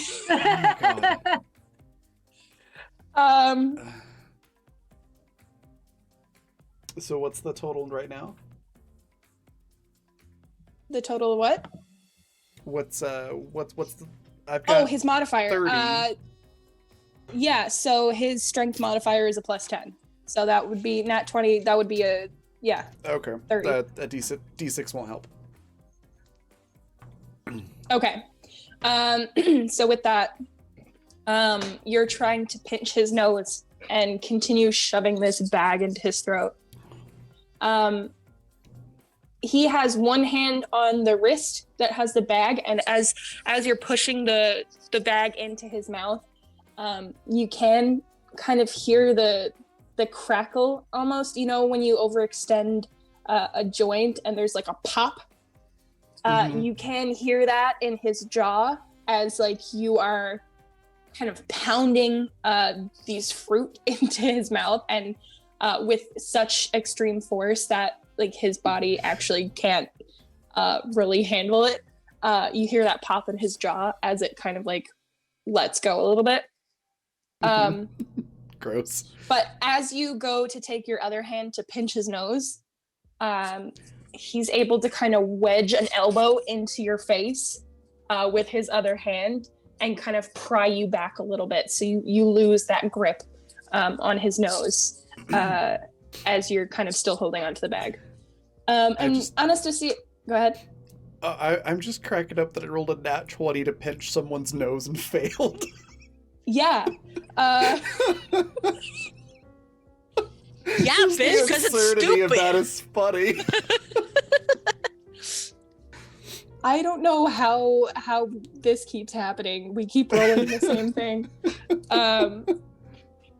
But yeah, so Anastasia is kind of she doesn't know what to do at this point, but she raises her pistol and fires at the ceiling above the group of you, so that the material of the ceiling kind of like filters down and kind of smacks you on the head. Whatever debris has kind of filtered down. So she's still trying to get your attention to kind of get you guys to come back to her Bambi, like I said, you are trying to come down from this kind of mixture of effects that you're experiencing. Yeah, I think, can Pepper say something real fast? Yeah, go ahead. Yeah, because as basically, I suppose she tries to get their attention and fails, and just Klaus continues to just be awful. Pepper kind of jumps a little with the sound of the shrill whistle, and then she says, "They're not worth it. We'll find someone else." Anastasia kind of turns back to you, and you can see that like this is starting to catch up with her now too. Like she's getting very agitated. Mm-hmm. And she looks at you and she's like, if there was anyone else, we would have already found them. This is it. This is all we have. We can't leave them. They'll kill us. And if we leave them, we're dead too. There's nothing else we can do. I've survived so far. Surviving is not leaving. We have to get out of here. The whole time you're talking, Klaus is grunting and just sort of calls back and is like, "Oh no, keep arguing, don't help." At that, basically she makes a face, like a really disdainful face, and slams the door, and then just slides down against the wall with her head in her hands again.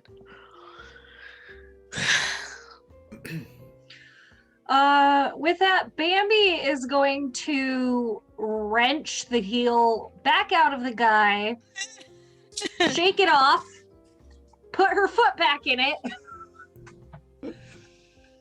and she starts coughing. Like she's saying her voice ragged, and the song essentially stops as she has like a mild coughing fit, choking on blood and dry throat and all that.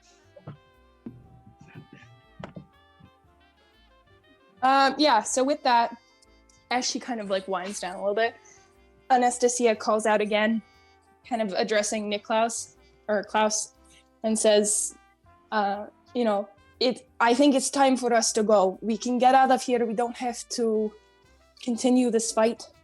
We have to leave. Oh, fine, fun. And Klaus is just gonna, since he's not having any luck pinching the guy's nose, is just gonna, with that same hand, pull out the pistol and just shoot the guy.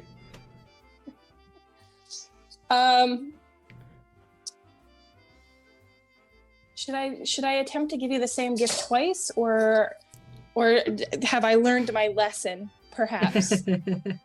I don't have a disadvantage right now, so I would take it. Is that your way of saying, please give me the gift? I would appreciate it, yes. Please, Master Game Master. All right.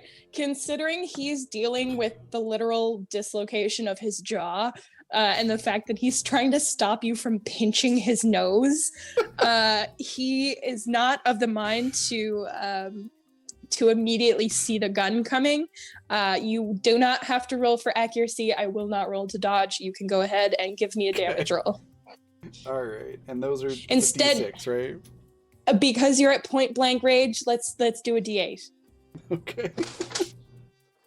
This guy is not having a good day. You fucked up his night.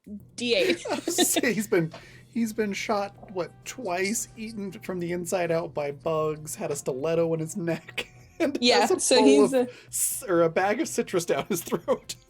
Yeah. That is an 8. Excellent. So that is okay. So he's with that. He kind of staggers back, and you can tell that not all of the fight has quite left him. Like he's still got something left in him, but for the moment, like you've downed him. He stumbles back a little bit and kind of falls to his knee. And and he's like scrambling at his mouth to pull like this bag of fruit from where you've literally dislocated his jaw. And so he's completely absorbed by that right now. You are free to leave. Can I shoot him again? Yeah, you can absolutely shoot him again. Well, give me an accuracy check first. Okay. Kid Klaus is like, nope, this guy's dying. So it's 12 plus 5, so 17. Yep, you've got it. Go ahead and roll damage. All right. It's not point blank this time, so that's just a regular 6. All right, 5 damage. Does Klaus really have it in him to leave, though? Is he still not dead? He's still not dead, but Jesus Christ. Fuck Instead does it of take just- to kill this guy. listen, I'll tell you about it later. I'll give you the total damage that you've done. But he looks just about gone. He spits the bag onto the ground, and he looks up at you with just like this same manic look that he had at the beginning, wherein all of the damage that you've done to him seems to him like it's just all a game. He's got no concept of how much he's hurt or how close to death he might be.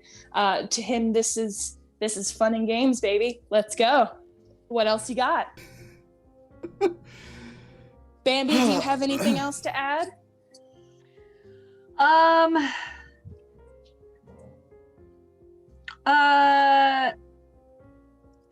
Bambi is still coughing and massaging her throat and muttering nonsense to herself at the moment.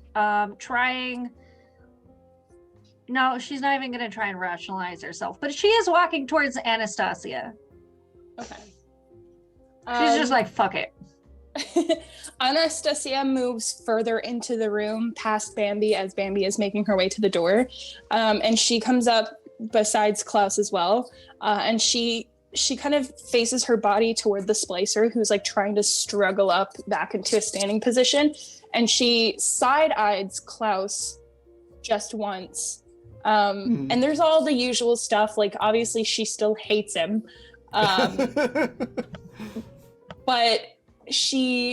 there's kind of something else there. She turns her attention back to the big splicer. And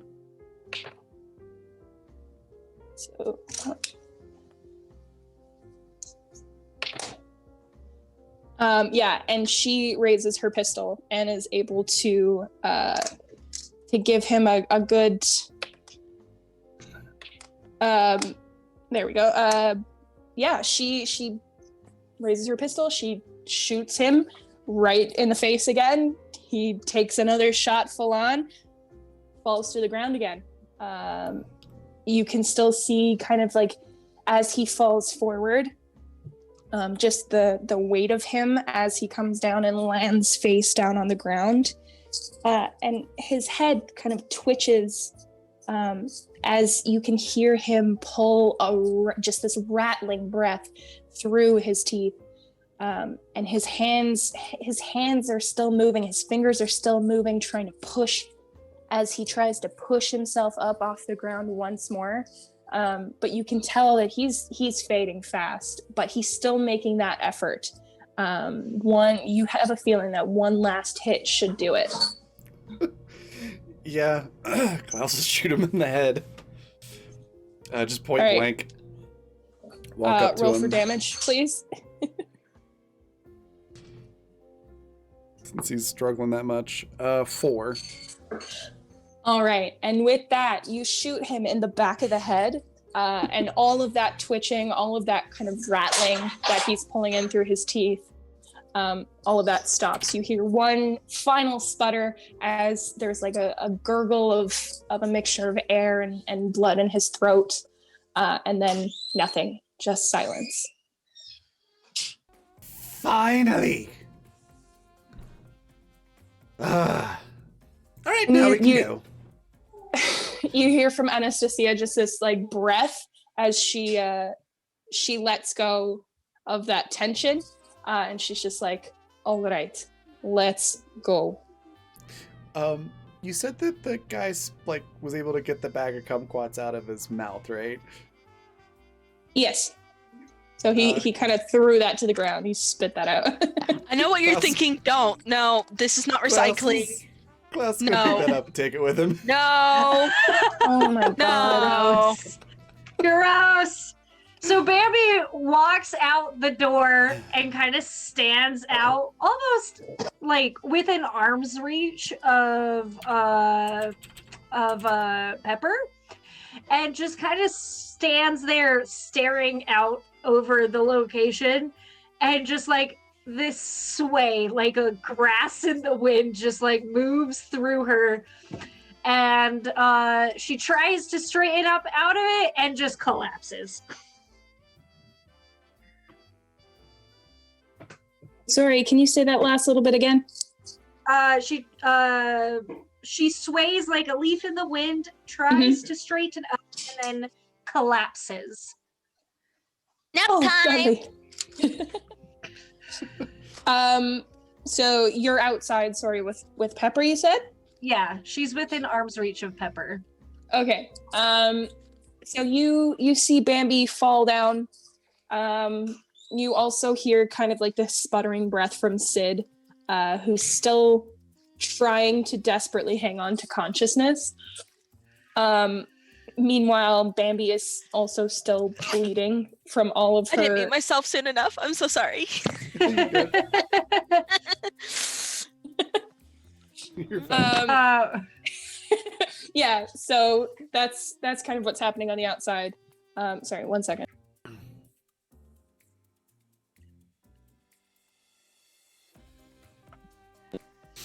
So Anastasia kind of beelines it for the door. She's not sticking around to interact with Klaus whatsoever. But now that Bambi is down for the count, like her song is no longer an issue. Klaus, would you like to roll resistance? See if Niklaus is banging around in there somewhere? Yeah. I just think of him like a loose marble in a jar. Ka-tunk, ka-tunk, ka-tunk, Yes. ka-tunk. like the you know those cartoons where they make the yaw yaw yaw noise. Yeah. Yeah, that I didn't roll very high. I got like an 11, so I think Niklaus is probably like in there, but still isn't like in control. Yeah. All right. That's perfectly fine. Still, we're still dealing with Klaus here on the way out. Yeah, I think once everybody's outside and relatively safe, Klaus is actually going to introduce himself. Oh boy. So yeah, he'll look at everybody and say, "Well, I'm very sorry, but it would seem Niklaus is a bit out of it. The jig is up, as they say. I'm Klaus, product of your... Oh, what was that name you had for it? Some sort of name. And he kind of looks down at his cane. He's like, oh yes, Cane! Anyways, nice to meet you all. Bambi wipes her face on her dress, which her dress doesn't really make it better because it's also covered in various states of dried and not no. dried blood. And she says in a very tired, breathy voice, "The pleasure is all mine." And she just kind of slumps again. So,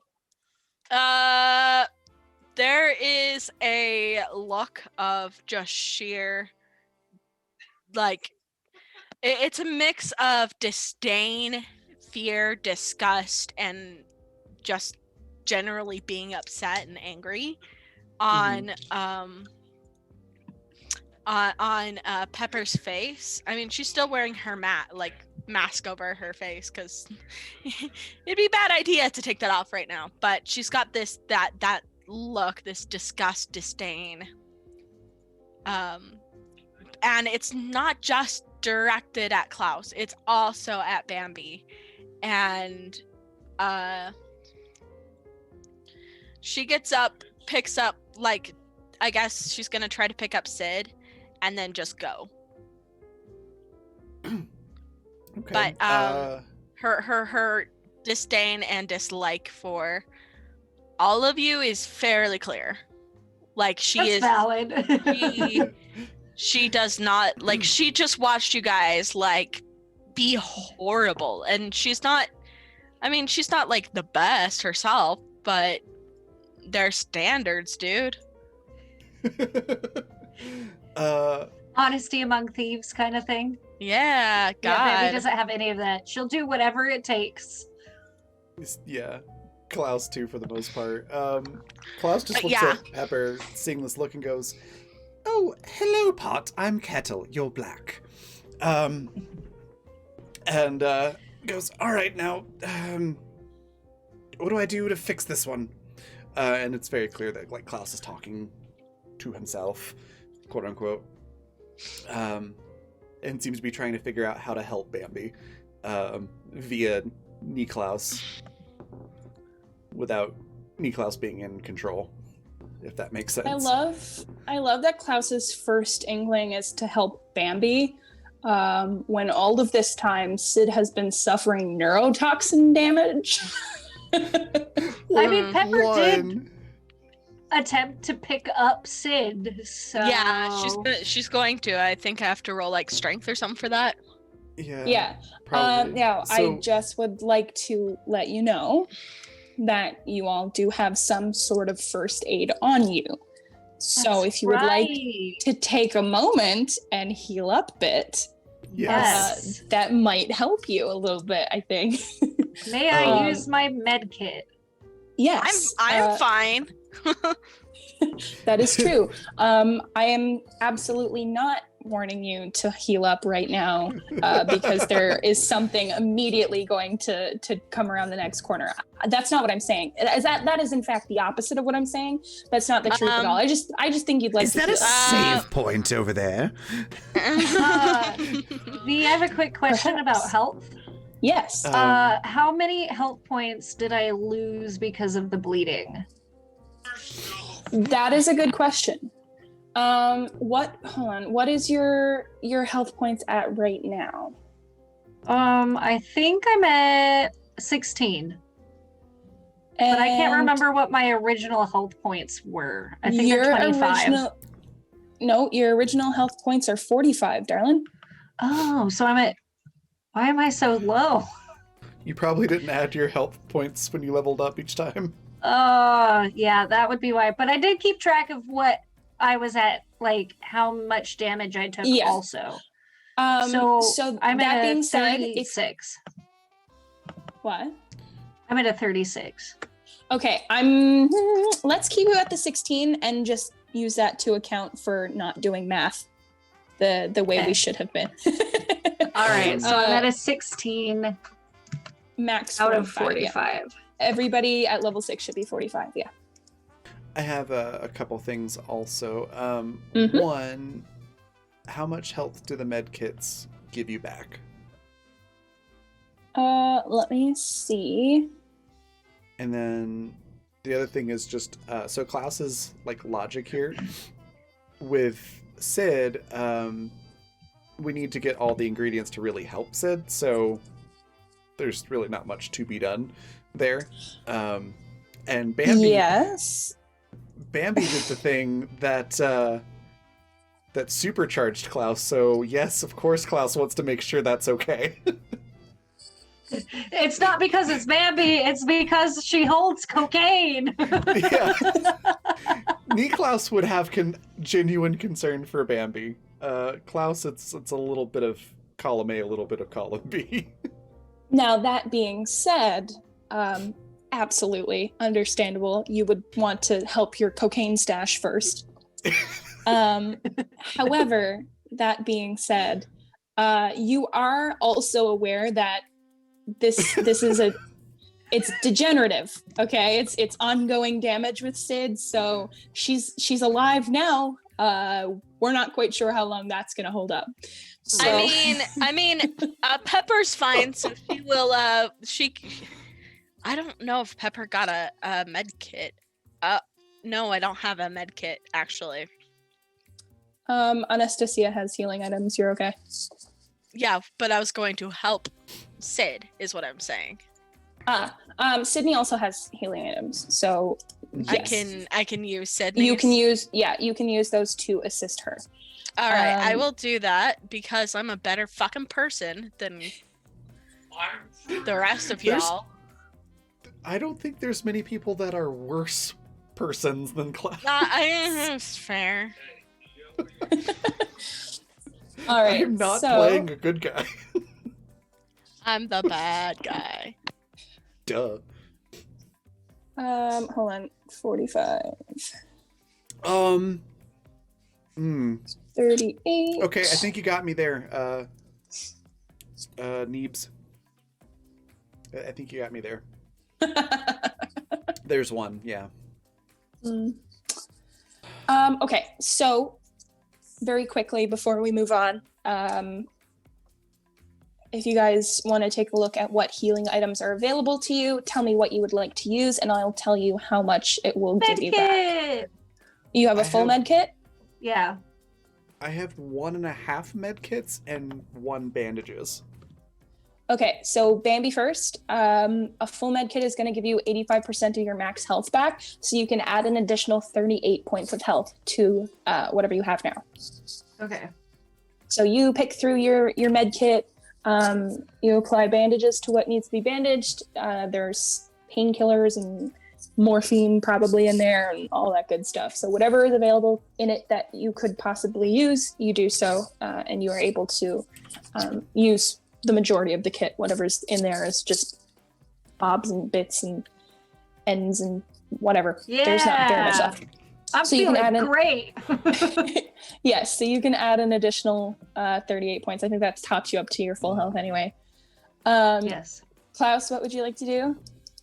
I only need a little less than half of my max hit points back, so would the bandages do that? So no, you'll probably want to use your half med kit. That'll restore 50% of your max health, Okay. which of 45 is 22. 22 and a half. Yeah. Which will be enough to put me back up at full health. Sweet. And then Pepper, you said you were good, right? Yeah, I'm fine. So I would want to assist. Yeah, Sid. Yeah, so Sid does have... She has 4 bandages and she has a full med kit. So then I would just probably say you use the full med kit, and you're able to restore that much health for her. So she's Stabilized. not. Yeah, she's not quite at full health yet, but she's pretty damn close to it. So you end up giving her like whatever drugs or anything that's in there. Bandage her up from where she was literally thrown across the room. She was yeeted into the great beyond. This bitch empty. Not anymore. She's almost full health. So yeah, obviously it doesn't do anything to stop the neurotoxin, which will continue to work its, lack of better term, magic on her as you continue. But for right now, she's in a good spot. She's stabilized. And then Anastasia, I think, is fine as well. Yeah, she's good. So she doesn't need to use anything on her. So yeah, you guys, now that you're all healed up, kind of making your way up to full health. Are you going to start back towards where Celeste is? Yeah. Yeah? Okay. So you all kind of hobble your way back to to where you left Celeste. She is, of course, located near the central area of the Gardens of Eden as a whole.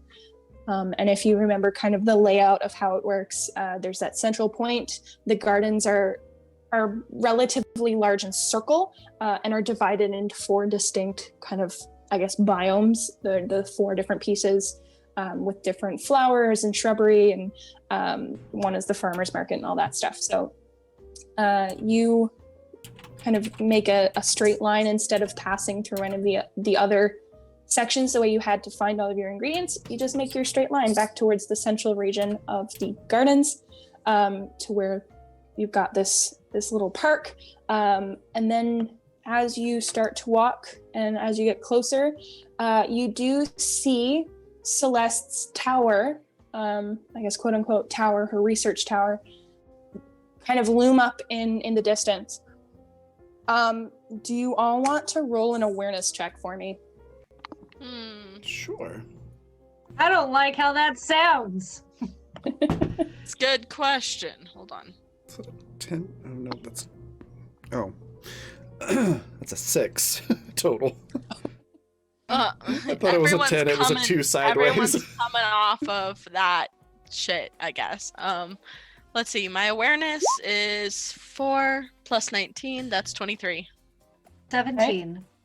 Also, I'm just curious, like, aside from Pepper, were there any other reactions to Klaus's, big reveal of, hi, I'm a different person? Anastasia just rolled with it. Yeah. Anastasia is trying to pretend that nothing is happening until they're into safety, and then she'll deal with that. But that seems like a whole other can of worms that she doesn't have time for right now. So, Okay. She still doesn't trust you for shit. She doesn't trust you as far as she can throw you. So that really hasn't changed. If anything, I would think this would make her trust him less. So, totally understandable. I was just surprised there was no reaction from her. Yeah, no, she's dealing with that a little bit more internally. You'll get your whatever you need, that kind of reaction from her when you get a chance. So don't worry about it. We'll wait for it. I love it. So, like maybe I imagine like he's expecting it. Like he's sitting there like, A, and she just walks past him and he's just like so dejected. Potty pooper. Oh, I'm fine. I see how it is. We'll get there. It's okay. All right. So Niklaus and Sid don't see much. You guys are kind of preoccupied, I guess.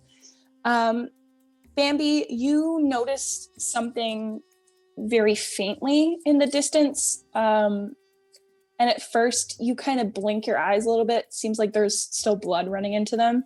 And you're still trying to kind of clear that out of your vision as Anastasia and Pepper, you guys kind of like, Anastasia looks at you, Pepper, to see if you're seeing what she's seeing, which you do. I don't know. What am I seeing? With a 23, you certainly see it. The both of you are looking at the tower. And you notice that in the kind of the trees that surround the window of her lab, there are splicers scaling the side of the building and trying to break the glass of her observatory. And as you kind of walk closer and closer, Pepper, you kind of feel that touch of your dogs again. So you start to feel their presence a little bit more, and they seem to be very distraught. There's something happening. And Anastasia kind of turns and lets you guys know for Bambi, who's still trying to blink blood out of her eyes. And then Klaus and Sid. And she says, there's something happening at the observatory. We have to go now. And she takes off running. She wants us to fail. She doesn't want there to be a cure. That's ended up sounding a lot weirder than I meant. They don't want to be a cure. No, she's kind of panicking. She's like, but her dogs are alive, and that is like enough for her at the moment. So she just kind of rushes that way. Yeah. And then as you guys are I assume Bambi and Klaus, you guys are taking Sid as well. But as you kind of like run closer, Whereas before you could kind of see the starting of that neurotoxin feeding up through the irrigation system. Now these big kind of large clouds of it are rolling in and kind of filling in all of your view. They block out the trees in the distance, whatever shrubbery you could see that was on the outskirts of this garden. Like, you can't see it anymore, it's all blocked in. So you feel like this is the now or never push. If you don't get it there in time, then Celeste probably isn't going to be able to do what she needs to do. So yeah, you guys take off running towards that direction, towards the observatory in the center of the Gardens of Eden. And that's where you guys end today. But I am going to take a page from Raven's book before we do anything else. One quick thing. Yeah? Before Klaus starts running, he's just gonna do the like droopy shoulder sigh and just be like, work, and then start running. All work, no play. Yeah. Yeah, but I'm gonna take a page from Raven's book, I think. And as you guys are running, the camera kind of pans a little bit for the audience. You know how you like to do this, Raven? You like to set us up with some camera pans? It's Yeah, fantastic. Yeah. I'm so happy you're using this trick. You're absolutely devastating camera pans. Yeah. So for the audience, obviously our characters don't know, but in a different part of the city, there is a woman who is cocking a shotgun, a sawed-off shotgun, as she kind of peeks through curtains across a metal gate. And she looks out into this area past the door to make sure that there is no one there, and she locks the gate very with lots of fervor. She locks the gate, and she turns around and paces back into the room, and you know, she's pacing back and forth in this room, and she's a very beautiful woman. Long red hair comes down to her waist. She's a little disheveled. Her makeup looks as if, you know, she's done this look every single day, but by God, she's still trying, even in the middle of an apocalypse. So she doesn't look as beautiful as it once did, maybe, but by God, she's trying. But as she walks, her robe, the feathered trim of her robe kind of trails along the ground as she paces this room. And there's a loud noise from outside the gate she's just locked, and her head comes up and she narrows her eyes, which are a vibrant green. And that's where we're going to end it today. Oh. Is that Vixen? Or is that an entirely different character that looks exactly as I pictured Vixen? Because I have this non-canon idea. It is absolutely Vixen. Is that Vixen, or just it happens to look exactly like Vixen? Hey everybody, thank you so much for that raid. Hello. We just ended our game. So we're gonna go raid here in just a second too. But thank you so much for coming in. How was your stream? We can chat a little bit while we're wrapping up. Thank you so much for that raid. I really appreciate it. We could probably just like redo the whole 3 hours, I guess, if they want to stick around. Listen, I love you guys, but I don't think I could handle more shoving kumquats down somebody's throat to try and show no. You guys will have to check out the VOD, unfortunately. Yeah, I definitely can't do the Klaus voice for 3 more hours, but I will leave you with a parting. Laugh. No. There you go. That is my character's voice. There you in this go. game. Thank you so much for all the follows too. Con found it, Wolfskin75, Robo Raygun. Thank you so much for following. Darth KCAZ. I don't know how to say that. But Darth K, we're gonna call you. Thank you so much. Welcome. But yeah, Or just DK. Do DK. Oh my gosh, could you chaos, okay. I dig it. Could you imagine Donkey Kong as a Sith? That would be terrifying. That No. would be great. why did you have to put that in my brain? I've had too much of this shit today. Sorry. Thanks my so gosh. much. But yeah, we are also going to go on a raid in just a bit. But before we do, we're going to go around and let everybody say what their favorite part of the game was, where we can find them next, and anything else they want to share. And let's start with Vanessa. And also, thank you so much for running this game. This was fantastic. No, I'm very happy that you guys are enjoying kicking back into the second season. As for favorite parts, it's always such a pleasure to do a game with you guys. I always have such difficulty picking a favorite because it's just one crazy thing after next that I don't expect. You guys always take what I expect and then go the absolute 180 with it. So yeah, I very much enjoyed your insistence that Klaus wanted to shove a bag of kumquats down a splicer's throat and subsequently popping out his jaw. I'm much a fan of Bambi's desire to use 2 uses of her plasmid just to go full ape shit. That was lovely. I apologize for Pepper for these people just being absolute weirdos, and you just wanted to get the fact that Pepper reached her limit. Pepper I'm also is a very large on fan- herself, and she knows. Yeah. I was also a large fan of This Bitch Empty Yeet when discussing one of our party members who is almost dead because she's ill. So that was Almost pretty ill. interesting. She certainly was ill after that. No, I meant to say almost dead. She's ill. She's almost dead.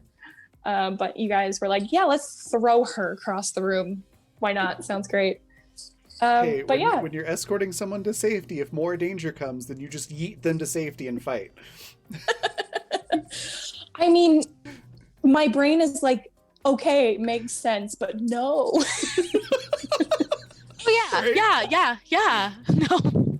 No. But yeah, no, it's always a pleasure to do this game with you guys, and I'm very happy that you're still enjoying it and that you love your characters as much as you do, because I certainly love them as well. But as for where you can find me next, I will be here tomorrow. Oh goodness. It is tomorrow, right, Raven? Yeah. Tomorrow's Thursday, yeah. Because I decided that I was going to play in 3 games. Why not?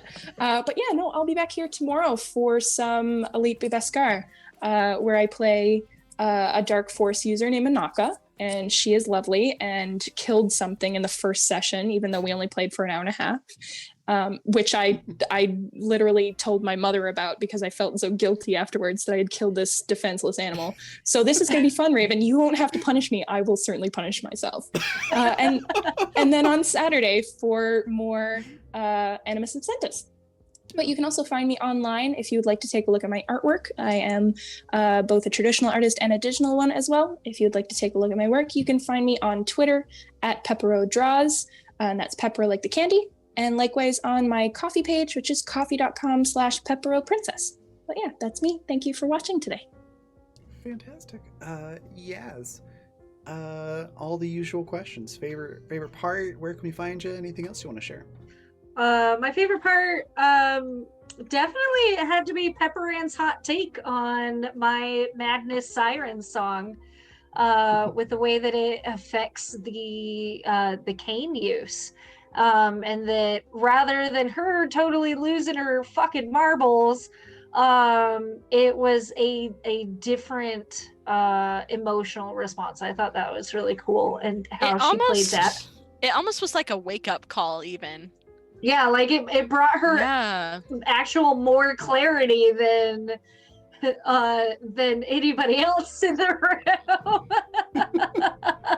And I thought that was really cool. Also, Niklaus being like, "Oh, let me take care of Bambi because she's like my cocaine." Gotta take care of the dealer. I mean, yeah, but This is anyways, terrible. That's great. You can find me next. I'll be DMing Beyond the Wall Friday morning here on Raven's channel, and I'm looking very much forward to it. It'll be our first session. And you can find me online at Twitter on Tatiana Art or on Bodelia here on Twitch. I am also a illustrator and graphic designer. And I make lots of pretty things primarily for gamers. So yeah. And that's it. That's it for me. Awesome. Next we've got Rowan. Favorite part, where can we find you? Anything else you want to share? It's y'all crazy. Yeah. I mean, Pepper didn't have like too much in this one. Mostly she was of the party of let's get out of here already. But I think it's interesting because now there's gonna be more friction than there was before. So well, you brought this upon yourself. That's fair. As far as where you can find me next, I'll be here on Saturday running Time Travelers, and that's a really fun, like, kind of Lovecraftian inspired game. So yeah, that's exciting. So please, I would love to see you guys there, and yeah. Awesome. That just leaves me. It's hard to pick a favorite part. Yeet was definitely great. That was just fun. Because I'm like, okay, Klaus is basically on drugs with this thing going on, so yep, he's gonna get rid of the responsibility as fast as possible and go fight. So that was a lot of fun. I loved that Anastasia is just like internal screaming instead of actually reacting to this news that Niklaus has actually got like two personalities, the Niklaus and then the strange Cain-born Klaus. As I said, you will get your reaction when the time is right. She is in fact internally screaming, but I'm sure there shall be some external screaming. I'm not complaining at all. I just wasn't expecting that particular reaction, which I thought was actually pretty cool. No complaints.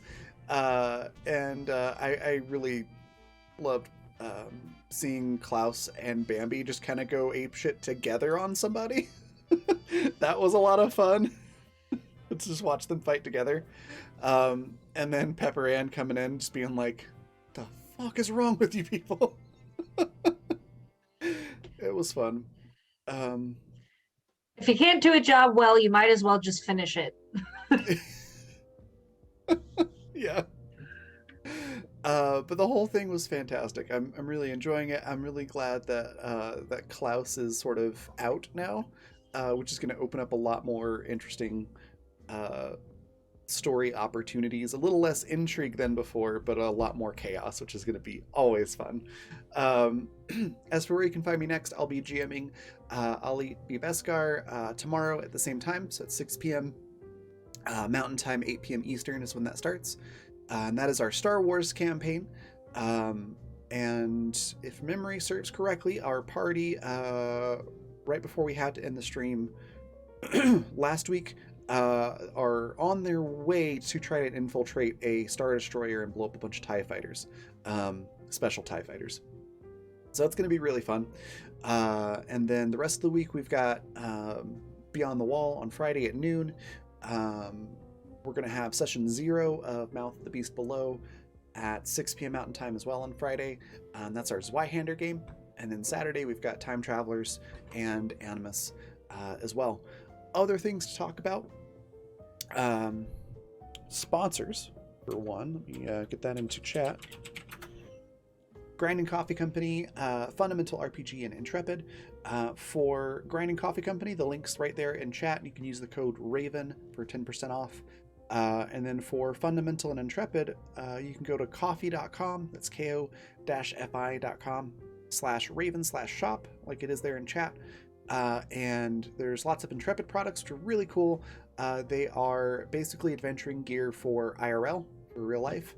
And then Fundamental RPG is my own system.